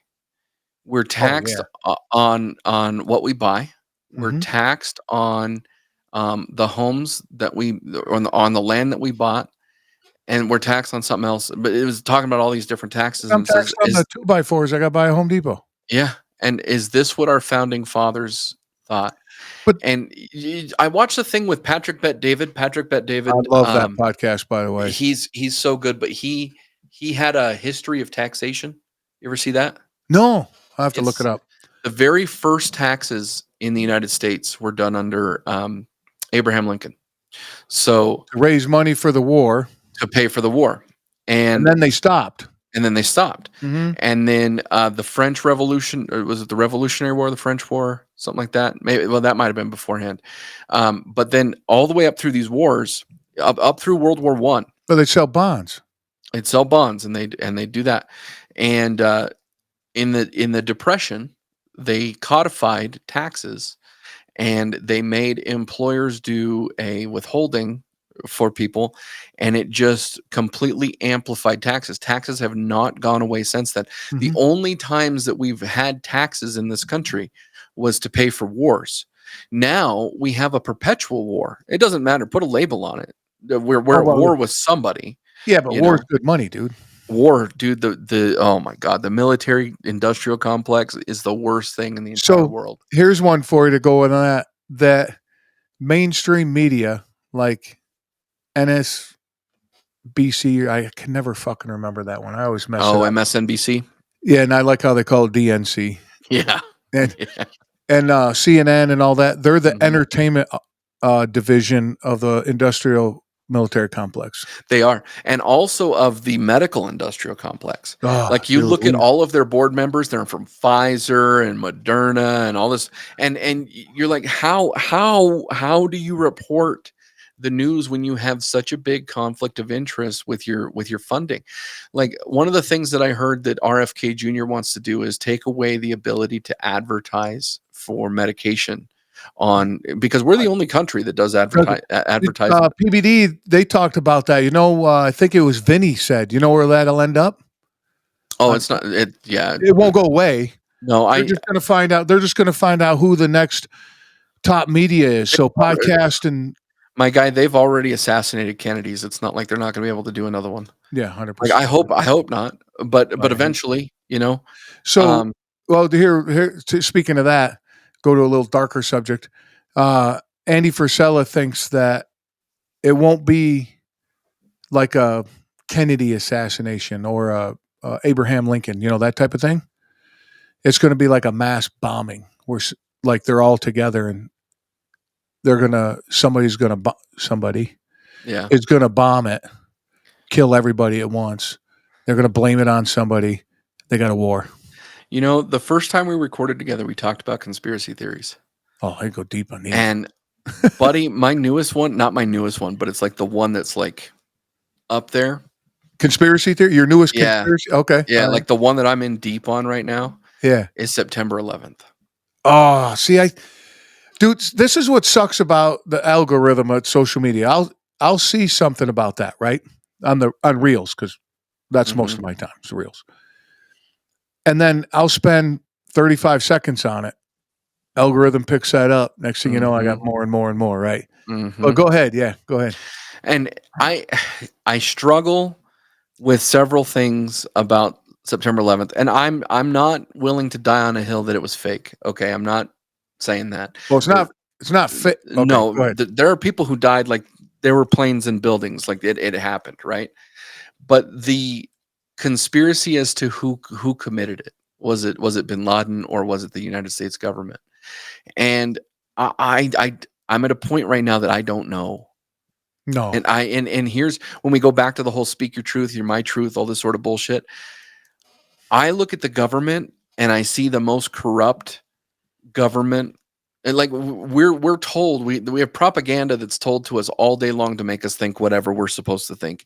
Yeah. And then we look at, the military industrial complex, the medical industrial complex.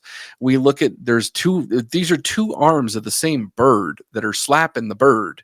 And you're Mm-hmm. just like, there's so much to this. I think that there's more to September 11th than what we're being told.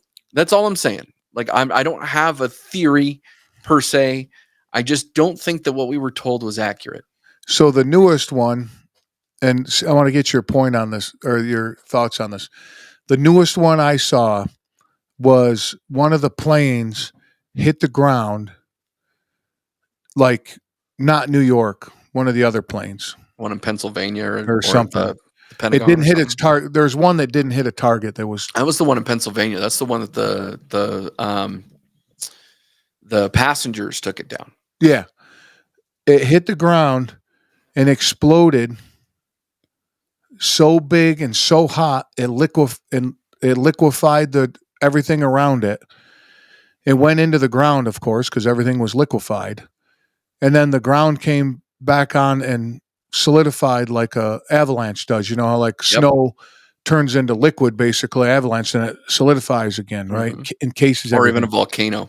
So yeah, type of thing, right? Yeah. And they say now they can't get anything out of it because it's just like entombed down there. And it's like they go, how does a plane blow up like that? I grew up down in Las Vegas, and I remember them blowing up buildings. Yeah. They blew up the it wasn't the Tropicana, but there was another one that it might have been the Tropicana, I don't remember. But they blew up buildings down there, and the way that they did it, was so, like, you would have a crowd around the building, and Yeah. the building would drop, and then everybody, ooh, I was like watching fireworks, Yeah.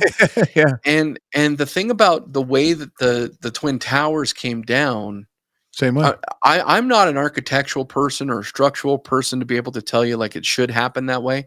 I just remember when that happened. I lived in the Las Vegas area, and I went, "That looks like what I've seen before," but I That's, never put two and two together. And yeah, of course not. I don't. They flood you with the news and everything, and you can't. But you also have the BBC reporter that was talking about Building 7. I think it was Building 7 of the towers or something that dropped before it actually dropped. Yeah, yeah. Like, and you could blame it on, well, he misspoke. Okay, fine. But it did, but wait. Like there's a lot that you can connect to it. And I don't mean to get like super out in the weeds here on this, but it's one of those things that when you're lied to so much, it's like being in a toxic relationship, right? Like your lady just continues saying, "Oh, I'm out with my sister," or "Oh, I'm out with my girlfriend," or I'm whatever. going away 4 But days she's with the girls. yeah, but she's really fucking your next door neighbor, Yeah, and you're yeah, like, eventually you're like, you're fucking the next door neighbor, and she's like, "No, I'm not. I have proof." Talk to Sally, she'll tell you. yeah, yeah, And it's yeah. like, but I saw you in the window sucking his dick, and you're like, well, but no, talk to Sally. That was Sally sucking his dick, and like, I've been in these toxic relationships before, bro. And when I'm sitting here and the government's telling me something, I'm like, but really though, are we there? Like, really? You Like, sure? What's that yeah, one? That you one sure about reel? that? You sure You about sure that? about that? Like, yeah, I don't know, man. You Like I see said, the footage of Building 7 where it's like demo before it fell? It goes yeah, boom, boom, boom, boom, boom, boom, and then it fell. yeah. And so And then the beams cut. You see that one? yeah, Yeah. and I'm not I don't saying know. that George Bush was involved in it, but it wouldn't shock me. And the reason why I'm saying I don't think he was involved in it is because when he was told the story in his ear when he was reading to kindergartners or first graders or Yeah. whatever, there was shock on Yeah, his yeah. face. No, And that I was a know, real that was a but real shock. but but this military industrial complex, you put Dick Cheney as your vice president. Dick Cheney. You sure about that? Yeah, you sure about that?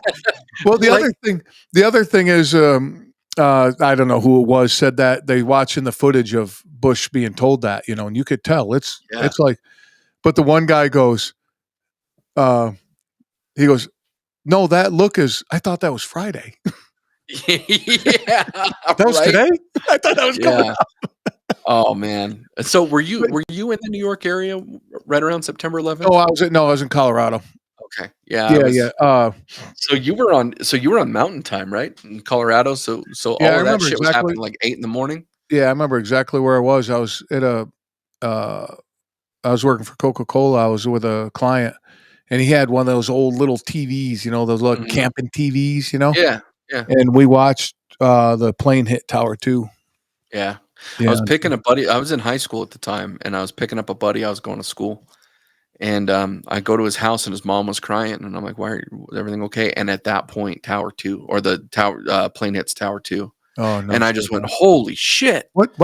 Yeah, and, like, I just remember that day was somber. I was actually talking with somebody recently, I don't remember who it was, they weren't alive for 2001 in September 11th, but, I was talking to him about gas prices, and I remember filling up with gas. I filled up with gas on September 10th, okay? I had an empty tank, and I filled up for, like, a buck 5 a gallon or, like, a buck 2 a gallon or some shit. What? Yeah, and the next day, $3. September 12th, it was $3 a gallon. Yeah, yeah, yeah. And going back to the whole conspiracy of it, TSA came out of nowhere like the next day. And then you also had all of the machines and shit, all the scanning machines for you, like you walk Well, through right now in TSA, literally like the next fucking week. Like yeah, it's there's like all all the that shit shit out was there. in It's the like, I thought about that yeah, too. It's like I'm all like, that shit's in the come back. on. Yeah, yeah. Another one, I like to just change it real quick is Facebook. You hear the conspiracy theory around Facebook? What's that? Look at the day it came out. It was open, I guess, Okay. lack of better description. The day before that, the government shut down their Life Look or whatever program. Oh, really? And it was So it's basically a Facebook. spying program, basically. Yeah, that shut down literally the next day Facebook opened. Really? Yeah, That's interesting. yeah. So Somebody so brought that up. what's your feeling on Edward Snowden? I think he was right all along. See, I'm torn because legally he broke the law, right? Okay, I see what you're going. He broke the law. Yep. But what he did, I don't know how many lives it saved. Oh, dude, could you imagine? I don't know that you can put a number on that. No, for sure. No. So, in my mind, I think Edward Snowden's a hero. I still like if somebody commits, Well, I mean, treason all to the. patriots were treasonous. Oh yeah, oh yeah. Well, look at William Wallace. You know, You that's what I'm know, saying. George Washington. George Washington. Yeah, I Absolutely. get a post. I get a post from my buddy. We met him on our honeymoon over in England. I get a post every 4th of July saying "Happy Treasonous Day" or something. Yeah, yeah, yeah. It's funny because I got some friends over at Tallboy Radio that are over in England, and or not England, but in Europe, and every so Beans was actually on my podcast on Unfiltered Discussions. He was talking with his cousin who was in Texas. Like there was a whole genealogy story where they found each other, Mm-hmm. and so I had them both on, and we were having a good time and talking whatever. And one of the things that we were talking about. So every July, I post I post something on whatever. It's normally like a happy 4th of July post of Yeah, some yeah, kind. yeah. And he will always comment and like it. And like there's a part of him that wishes he was part of that tea party that was throwing the fucking beans in the Yeah. in the Oh, shit. oh, and by But the way, that was over 3%. I know. I know we're taxed at 60 some odd percent now in All places. in. Yeah, Yeah. you worked almost August. Yeah. Yeah. Yeah. Well, and the thing is too is that you look at Social Security, right? I am not a fan of Social Security at all. I Well, don't you think should. social I was taught right from day one from my parents, don't depend on it. no. And so I have other means to be able Yeah. to retire eventually. But Social Security Hooker. is yeah, well yeah. Yeah, Oh, I don't judge you. I plan to have a brothel, like I'll be the madam at some point maybe, No, who dude, I knows? ain't mad at you, dude. But I don't judge, bro. but actually speaking of that though, so Joe Conforti, right? You know who Joe Conforti is, right? Mm-mm. So he was a brothel owner. I think he may have been involved in the mob, but he was a brothel owner. He owned the Mustang Ranch. Owned the Mustang Ranch in Reno, Nevada. Okay, a brothel. So I think he may have been affiliated with the mob. I don't remember all the details, but It wouldn't surprise me. the FBI or CIA or somebody was trying to get to him, IRS, whatever. And just like who's the mobster out of Chicago? Fat guy. I don't remember his name. Anyway, the only charge that they can get Joe Conforti on was tax evasion. Like, that's Oh, the yeah. only thing they can prove. God, who was it? No, they It did was that. the mobster. I don't remember what the mobster's name God was. damn it. Capone? But yeah, Capone. So anyway, so what happened is because it was a tax violation, the U.S. government needed to go in and like basically get blood from a turnip, right? So Yeah. so they would go in and they would run the brothel to try to make up money to get their money back, their tax Right. money back. It was part of the thing. So here you have a legal business selling pussy and alcohol. Okay, it went bankrupt. The U.S. government could not sell pussy or alcohol. Okay, and so here we are being What a- taxed at the highest rate in the whole world, but from the people who can't sell pussy or alcohol. It's like Oh my God, that's amazing, dude. If you can't get a business to run off of and be profitable off of pussy and alcohol, how can you do anything? exactly. That's amazing. Go back to Capone. You know, he's responsible for the expiration date on milk. I did not know that. No. Yeah. His son, I think, kid, but I think son got sick because they drank spoiled milk. Oh, So he started advocating the expiration date be put on milk. And then it escalated from there with everything, all the other food. do you know how I know that Al Capone never ate pussy? Because he Huh. never smelled the milk. Of course.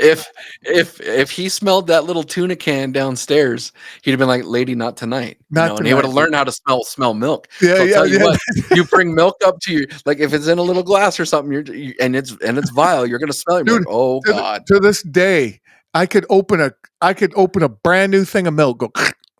I still smell Oh, it.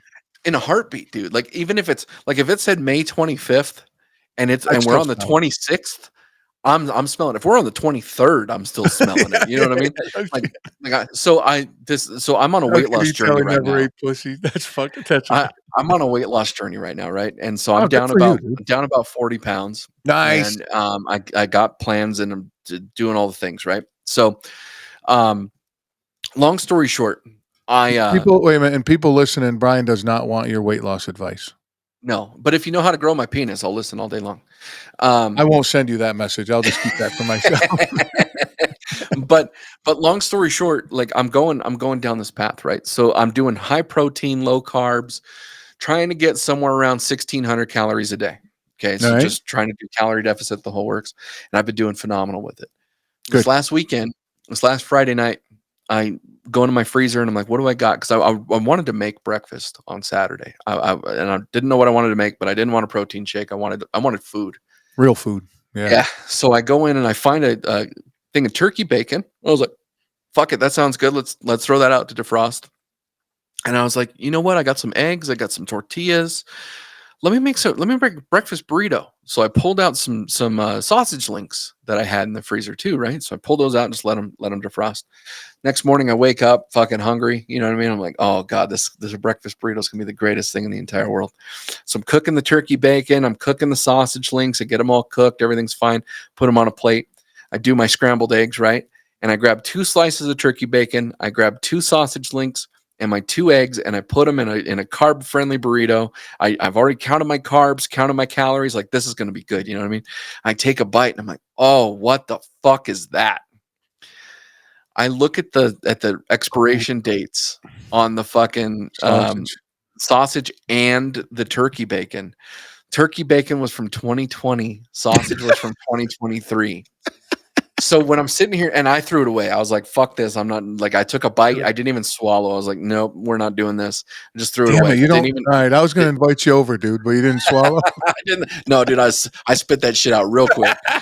But but I was so disappointed. I was like, this fucking sucks. So I just had a protein shake and called it good. But yeah, that reminds me, like Al Capone, right? Like you know your surroundings. If your nose does not work, right? There's a Well, reason why we have a nose with smell.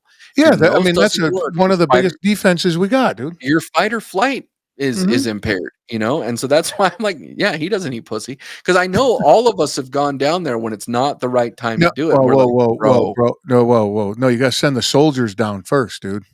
well, yeah, and then you do And the then you sniff come up test. with, yeah, yeah, Yeah, yeah, yeah. yeah. Have you ever gotten a hair stuck on your tongue while you're going Oh, down yeah. there? Oh, yeah. Oh, I'll choke How, on it. no, dude, I got caught one time. So I go down and I'm doing my thing and I'm enjoying it, right? And apparently she had just trimmed that day or did the whole landscaping or whatever that day. And so I go down and I get one stuck on the side of my tongue, right? Oh, And I'm like, dude. ah, Yeah. and I'm trying to get it off and I'm trying not to make a scene. So I'm doing my business and everything still. And what I found myself doing was I'd stick my tongue out a little longer and I'd start to kind of like try to rub that hair off on her thigh. Dude, I wasn't even thinking. I was like, oh, I'm gonna be sly. She's not even gonna know. At one point, she goes, why the fuck are you licking my thigh? I thought you'd like it, baby. What, you don't like that? And I didn't All want to right, all tell right. her that you got stray hair there because I didn't want her to feel bad, you know? Yeah, yeah, yeah. That's why are you licking my leg? Dude, speaking of that, going back to Ralphie May, did you ever hear his skit about The uh fingers huh? when he's doing the fingers, like the whole Oh, finger that's banging. so dude, that's the got to get that nickel, guys. Got to get that nickel. No, but about going down on on a woman, and he's like, "No, man, you gotta spell words out like your favorite color." You know, Yeah. and he goes, "What's your favorite color?" She's like, "What?" He's like, "Just tell me your favorite color." She's like, um, the fuck. Now I can't remember the L word, like purple, Lavender. lavender. Yeah. She's like lavender. He's like, fuck lavender. L-U. Fuck. How do you spell L-U? Lavender. Fuck it. P-U-R-P-L-E. She's like, oh. He's like, oh, good. I'm done. He goes, I couldn't spell lavender. That's so funny. Have you ever seen there's a skit I don't even know if it's a thing anymore, but there was a skit called Badman, Badman, and it was a Uh, Batman parody. Oh, it geez. was on Okay. YouTube. I'll send you a link. But there's it's right after The Dark Knight Rises came out, with the Okay. whole Bane and Tom Hardy Yeah, and whatever. yeah, yeah. And so Badman, okay, is doing a Batman impression, and they're Talia al Ghul, and everybody's there, and like, I think she stabbed him or something, and so like they're waiting for him to die, but Batman's just talking shit the whole time. And she's like, I stabbed you, and he's like, I stabbed you first, because they had fucked in the movie, and all this sort of stuff, and so all of a sudden he pulls out a pair of panties, and it's Talia al Ghul's panties, and she's like, where'd you get that? He's like, you left them on my floor, and so As he ends he's up dying. he holds it up to Bane's fucking thing. He's like, which one of those little arms do you smell out of? Just it's so funny, but he does the thing about eating pussy, and he's like, yeah, you do the alphabet, A is for Alfred, B is for bats. And he's just going down the line, dude, and she's like, shut up, dude. As a matter of fact, when we're done here, I'm gonna send you a Yeah, link yeah. Send me. to that video, because that I is love shit fucking like that, hilarious, dude. dude. Uh, It's so good. but dude, we gotta shut this down. I'd hate to shut it down, but we gotta shut it down. Yeah, it's good for me, man. It's been nice catching up with you. I know that, well, shit, I think I was on here, a year or two ago, I think, at Yeah, that you're point, and something. I shut down all my podcasting journey and all that sort of stuff. And, we're still in the know, and still talking back and forth and bullshitting. And Yeah, no, you've become a good friend in the podcasting world, man. And I really yeah, appreciate same. it. Yeah, same here, man. Yeah, I've learned a lot from you guys, and glad we're still connected. In Absolutely. that way. And I got a live show coming up, dude. Do you? Yeah, in Where at? Pittsburgh, Really? right outside of Pittsburgh. 2 shows, Thursday and Friday night in August. No shit. Yeah, Are they going to be live streamed or? I think so. So I'll Okay. be. That's what they're talking about. Once I get that information, as it gets closer to. I mean, in our short Yeah. brain, in our short memory, attention span, I'm not going to talk about August right now and Right. stuff, Well, But let me know, man. I'd love to see it. You've got a way with your guests, man. I truly appreciate it. And when we were first introduced to each other, I mean, the first thing I did was check out your podcast, and I've been a fan ever since. It's been great, dude. I love what you're doing, and I'm in the middle of writing a book. No commitments as to when it's done, but I feel like I have a hell of a story to tell, and when that's ready to, dude, come to, to on. be announced, I'll come back. Oh, dude, you're more than welcome here anytime. You know that. Yeah. And then, uh, what'd you do? Shut your stuff down because of I just think it time? was a bunch of things. I started Bleach Bros in I think it was either late 2020 or early 2021, with my best friend Jake, and we're still friends to this day. But one of the things that we said is that if it ever became like a job, we'd shut it down. And for Jake, it became a job. We started having creative differences. We weren't like we're still best friends. We were best friends then. We're best friends now. He's a funny dude, man. Oh, he's hilarious. But we were just going creatively in two different ways. And at the time, I had Unfiltered going on, and he was doing the Hateful Gnomes Music Hut, and we thought that we would just kind of split on that. And then he just decided to get out of podcasting in general. And right about that same time, the Dads on Dayquil kind of folded. They're back now, but they kind of folded, and they just weren't recording anymore. And so with Gnome, the Hateful Gnomes Music Hut was done because Jake was done. And so we decided to do the Raunchy Regret podcast, and we did that for a year. And it was a blast. I think with Unfiltered, though, I think with Raunchy, that had a shelf life. It was something that I think I knew was a means to an end. Mhm. And the guys that we podcasted with, we were great. We did a great send off. Our final episode was killer.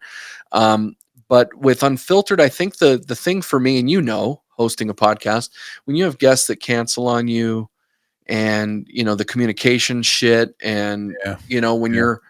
you're putting a lot of work in behind the scenes, and you're just not seeing a return, whether it be a return emotionally or in a way that you're proud, it became that job that Jake and I were talking that we didn't want.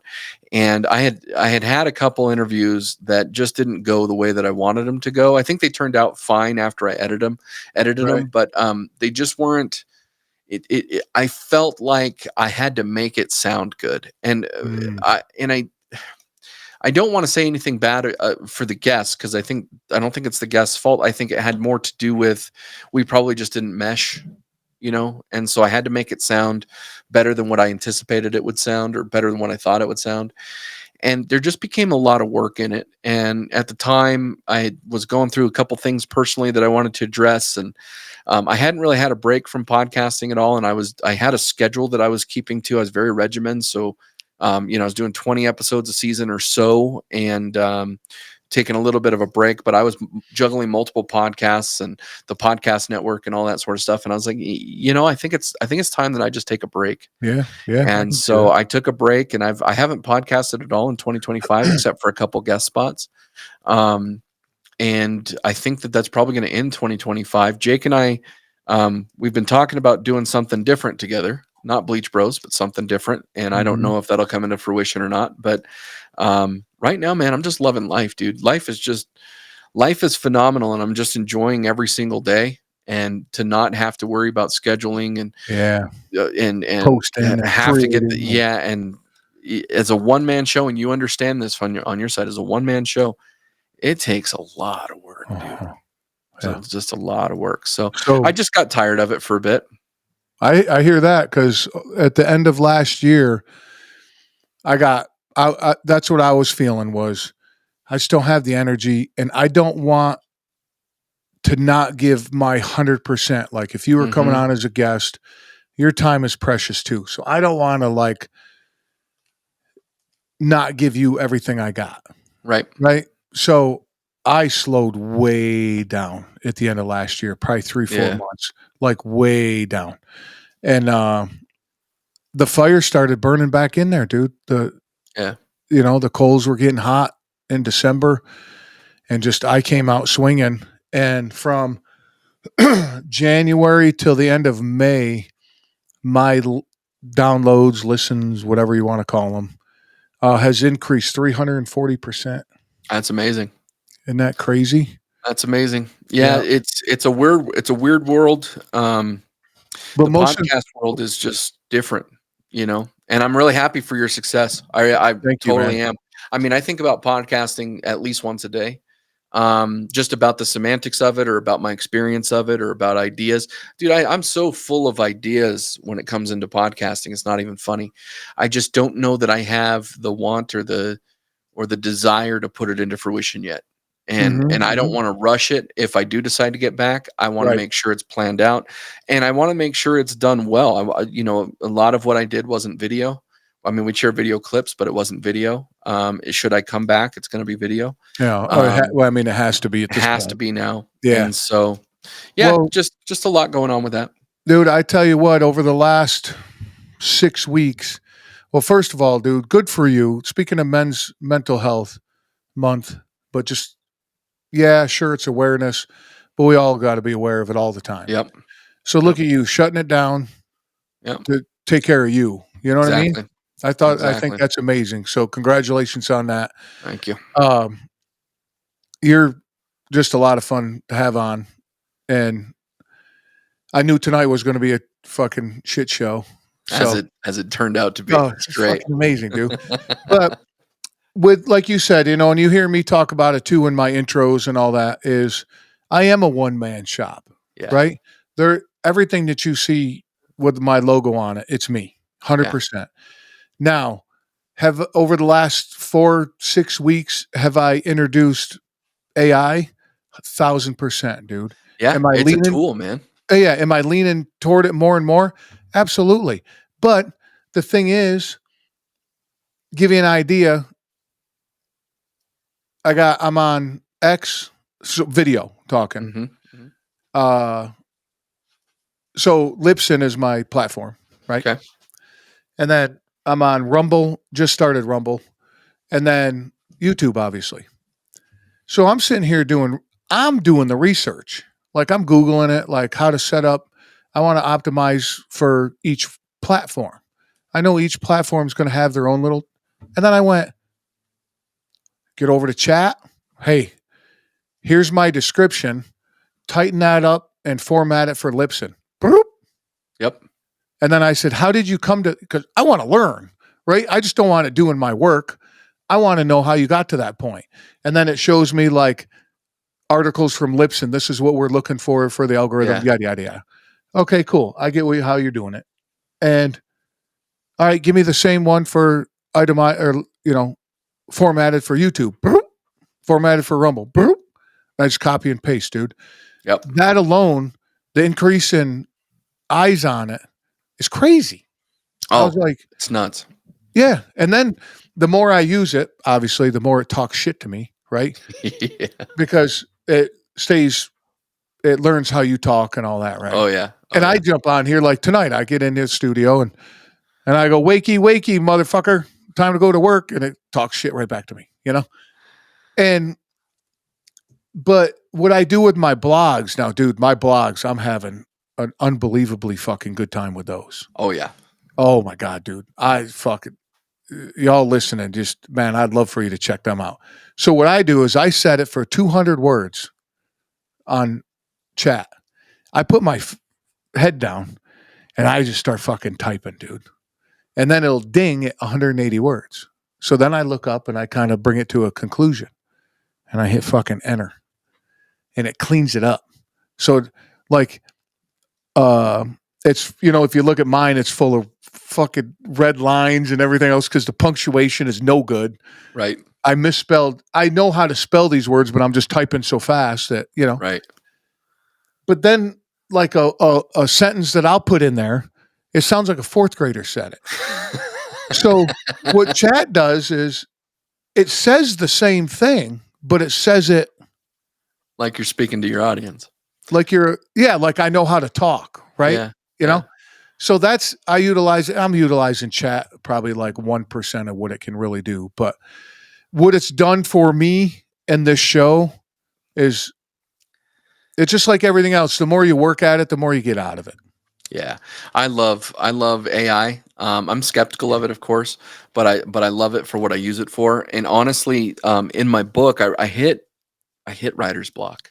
Good for And you. I was like, I'm stuck. And I basically just hopped into Chat GPT and said, hey, I'm stuck. And without giving the proprietary information of what I'm trying to do, I kind of gave an outline and said, here's where I'm at. Here's what I'm looking for. Here's the idea that I have, but I just can't figure out how to do it.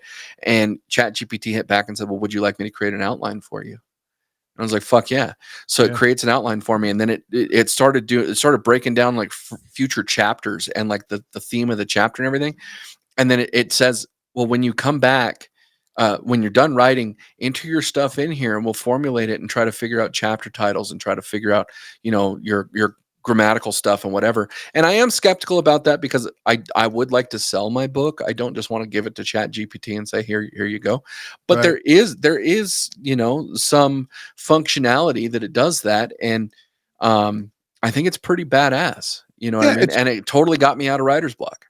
That's amazing, dude. And it's funny you bring up, that you just mentioned something about it. And I want to go back to what you said earlier. You still got to have some skepticism and still have to have some personal responsibility. Like I see it all the time. I'll have it thing up and I'll go, no, this line here, and I'll copy and paste it. No, this can't be in there. This needs to say this, and I'll change it. Of course. Oh, I argue with Chat GPT. Oh, I do it all the time. Yeah. I called it an ass the other day and it says, yeah, I know you like it because I put you to work. I was like, my favorite AI though is Grok. Oh yeah. I like Grok because I always hop into Grok and I'm like, hey, I need to talk to asshole Grok. And asshole Grok will show up and like we have this bullshit session and I'm like, I need you to talk to me like you're one of the boys that fucking loves me, but you hate what I'm doing right now. Yeah. And like, give it to me straight. And he's like, I'm giving it to you straight, asshole. Here's where we're at. And I'm like, fuck yeah, here's where we go. Sometimes I need that boost. I have chat do that too. I said, no, don't. It said something like all polite. And I go, see, no, this doesn't work for me. Yeah. And it's like noted. I was like, all right. And and then like, we'll be talking and not talking, but I'll put some stuff in talking about caffeine or whatever. And or taking a break or something. It'll say coffee. Right. So I said, hey, I don't drink coffee. I'm not a coffee fan. When it's needed, just use the word caffeine. And it bleeps and it has a little shadowed note that it's bleeping. It says noted, no more coffee slips. And I was like, What the fuck? All right. Yeah. And that was like a month ago and it's never said coffee. Yeah. So little things like that I enjoy because it's I don't know if you read my blogs, but I do. thank you. But those are my words. Like people read them and they see me or they'll respond. They're like, yeah, that's you talking, dude. We can totally see that's you talking. Right. Yeah. But I'm proud that I keep them. I keep it to my words. I don't just go, hey, give me 200 words on sarcasm and let it write the whole thing. I don't do that. Yeah. You know, the annexation of Puerto Rico or some weird shit, you're just like, no. And then speaking of the book, dude, so I'm doing all these blogs, right? And I have them clean it up, right? And it says, hey, you ever think about putting these into I can't remember what it said. Like a coffee table read? Yeah. Yeah. And I go, not at this point, but remind me later. Yeah. And again, it was like, and I'll bring it up next time. I was like, what the fuck? There's a guy. Hold on, I got my bookshelf here. You know how to read? Oh yeah, I've got a book. You can read a basketball. Yeah. Zits on my ass. I don't know where it's at, but I do have my bookshelf here. I'll take a photo of the book. I'll send it to you. But there's an author. His name's Kyle Creek, and he used to go by the name Captain. The Captain. And he wrote a book, and it's fun. Dude, have you read any of his stuff? Well, I follow him on social media, so it's amazing. Dude. His book is incredible. It's a good coffee table read. Like what I consider a coffee table read is you have, not nonsense, but you have like one thought here, one thought there, one thought here, one thought. Exactly. Right. He did a really good job with that. And I'll take he actually signed it for me. But he was in New York City at an event, and me and the family had something going on. I was going to go. Yeah, it was he's $25 a ticket or something. I was going to go. He's legit, man. Yeah. I like him. He's good. That I like your coffee table. I never heard it that way, coffee table. Mm-hmm. But the idea behind the blog is I like to keep it. Here in New Jersey, you can't pump your own gas. Yeah. Right. Yeah. So while the guy's pumping your gas, it's short enough you can read it. Yeah. You're standing in the cashier lane, waiting for your turn to go through the cashier. You can read it. Yeah. That's why I keep them the length that I keep them. So when you're taking a dump, you can pull it up right on the 100%, phone. 100%, dude. Like one of those old Reader's Digest ones. No, dude, you could probably get through 4 or 5 of my blogs on the dump, dude.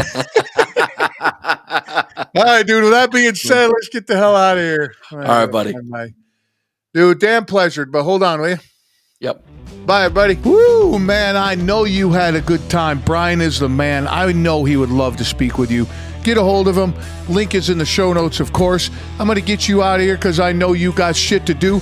But don't forget, Live Rishi, Roll-On Relief, new product, same product, new delivery system. So instead of rubbing it on, got to roll on. And High Speed Daddy, fellas, fanny pack. Not going to steer you wrong there. All right? And of course, my website. Get out of here. Enjoy the weekend. Love y'all. Keep kicking ass. Till next time.